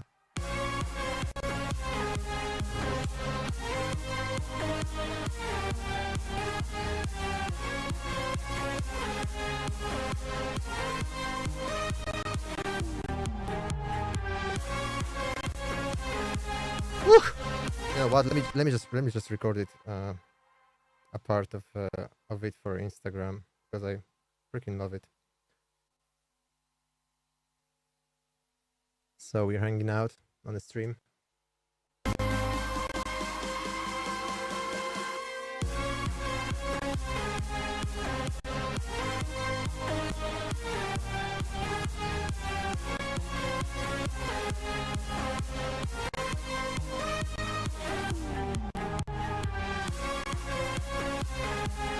Sorry, I had to. Shameless self-promotion. And I only do it like when I feel like it. That's the difference between before and now. You might see you probably seen like I've done one TikTok before I got into live streaming, and I don't know, I felt stupid doing it. So that's how the idea of doing live streams was born, because I was like, no, I need to be real, be honest with myself, and that's the way I'm honest, because you see everything. You don't see something you know, carefully prepared, found the right words or something. Like I just say what I want to say. I just do what I want to do. You see me failing. You see me trying things, and I think that's something everybody should be proud of the process, and of being like honest and unfiltered. If someone doesn't like you this way, then why bother pretending?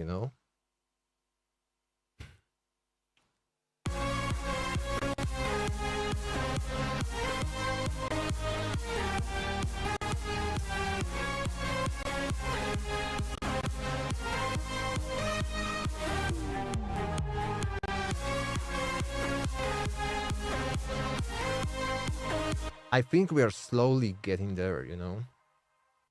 I'm gonna remove this trillion for now. Clean the project a little bit. A little bit, even the sub. Like, what for? Like, when this bass, at least for now, as I hear it, sounds good on its own. And before I used to be, nah, because this is the top layer and I have to have the sub layer. Like, no, you don't. Who said that? Like, if it works on its own, leave it as it is, The less is more, seriously. What's that? No. And this?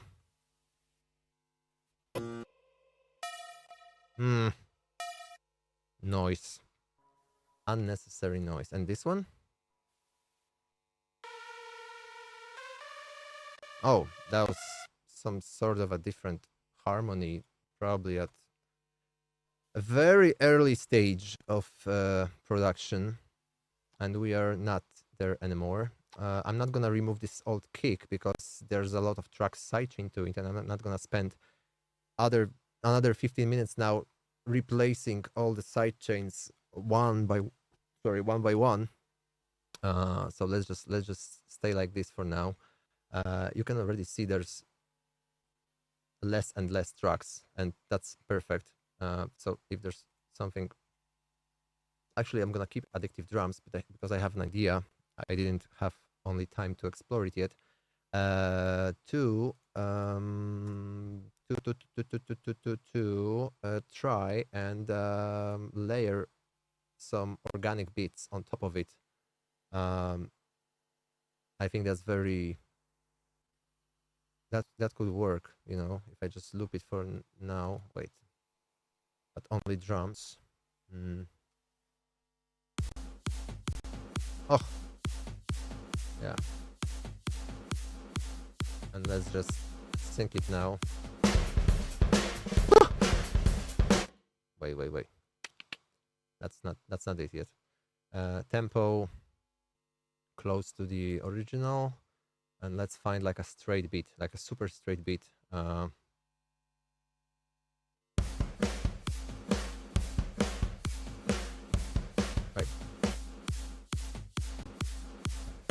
Right. Wait. Also, we need to mark the start of the.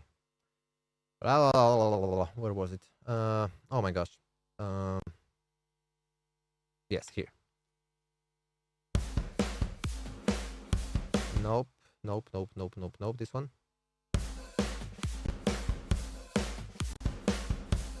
Oh.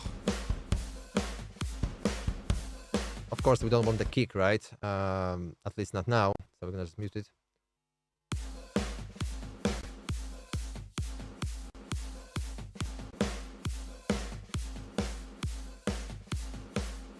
And maybe a different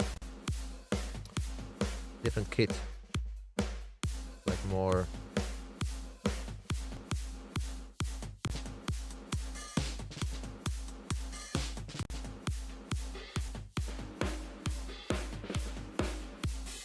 That would be something cool for the breakdown, actually.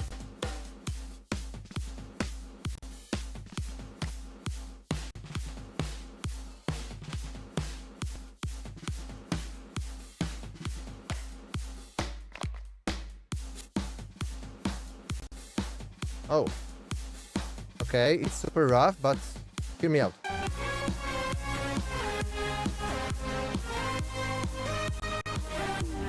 Yeah. If maybe layered correctly. Maybe. Just maybe.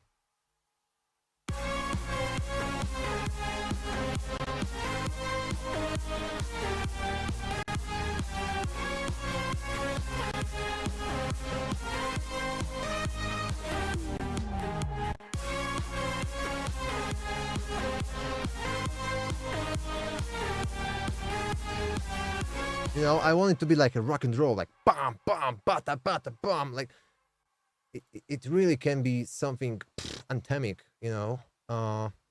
So let's try that. Actually, in order it to work without being played all over the. No! Stop!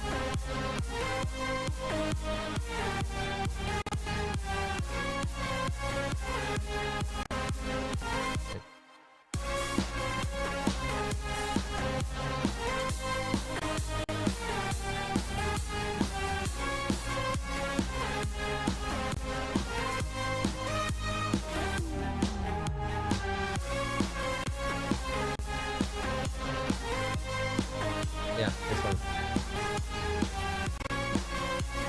Hear me out. I know it's not perfect yet, but oh, there's no. Where was the snare from then? Oh, I used the wrong one, right? Shish. Which one was it? This one probably. No. This one.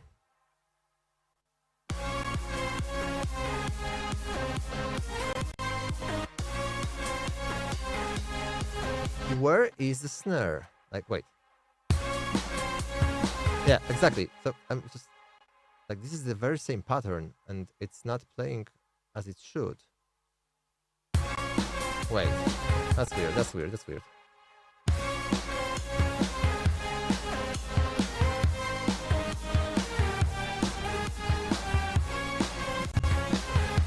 Or maybe I'm playing the depth. Wait. No. Correct. Wait. So it does have a snare.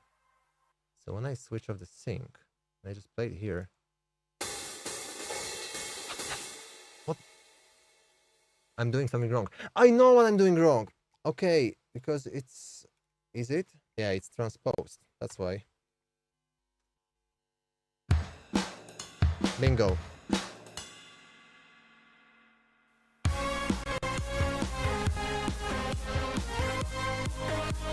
Yeah, it should be super, super compressed. Super compressed. Like to a point it's pumping, you know?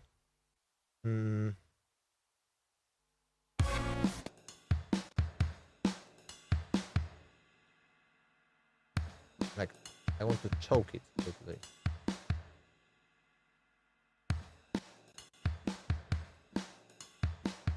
Wait.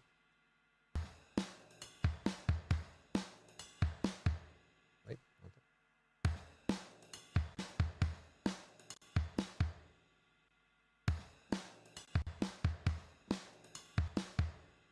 Okay.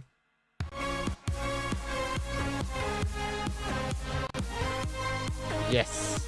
Yes. Big time. Ugh. Ugh.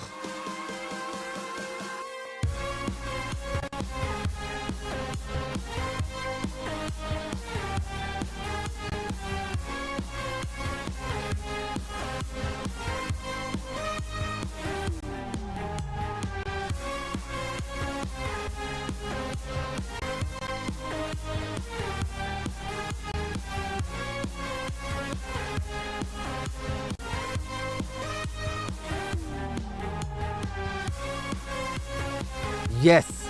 Okay, guys. That's the sign that it's good to finish now. We are 4 hours in, and I pretty much, that's my limit for now. Especially when I'm alone, like I get super lonely here, even though I'm with you, but like I need to like get out of the studio because I'm you know, it's too much in one sitting. So the mashup of heroes, actually that was my remix that didn't get accepted. It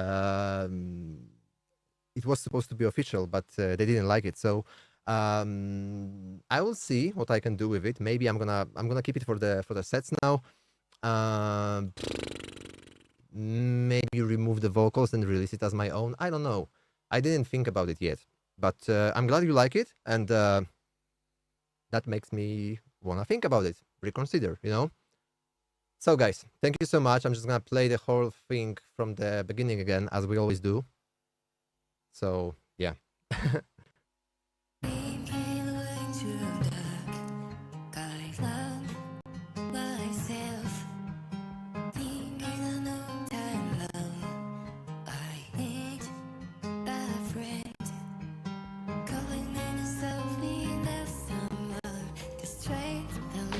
What?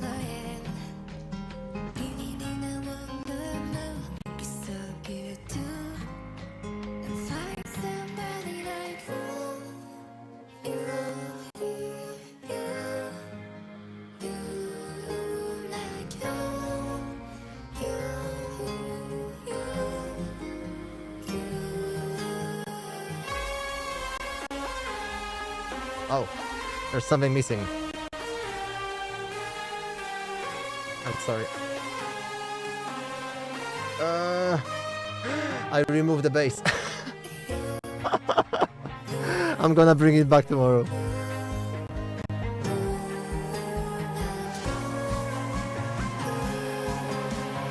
Oh, it's too loud here.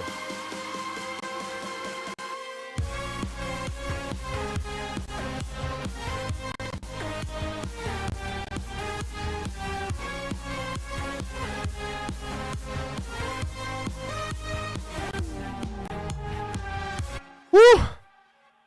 Yeah. It's slowly getting closer and closer to how I want it to be. You know. Sheesh. Whew. Yeah. It really feels special, you know, to be here after all these years, and despite everything that happened, you know, just just try to make music again. So I'm super happy that you're here. Thank you so much. Before it gets any more serious, have a good week. I'm not sure if I'm gonna do like another stream this week. I'm not sure. I'm gonna just play it by ear. If I feel like it, I'll do it. So once again, thank you so much for tuning in. Remember, if you're not on Discord yet, go on Discord. That's where we hang out in between the streams, and basically it grows as you come in and drop me the ideas how to develop this community thing further. So well, I have a feeling that there's something really, it's something really meaningful that we're building. It's only the first month, and I couldn't like imagine or expect anything more than what we have after a month. Okay, so yeah, guys, once again, thank you so much, and see you guys soon. Ciao, ciao, ciao.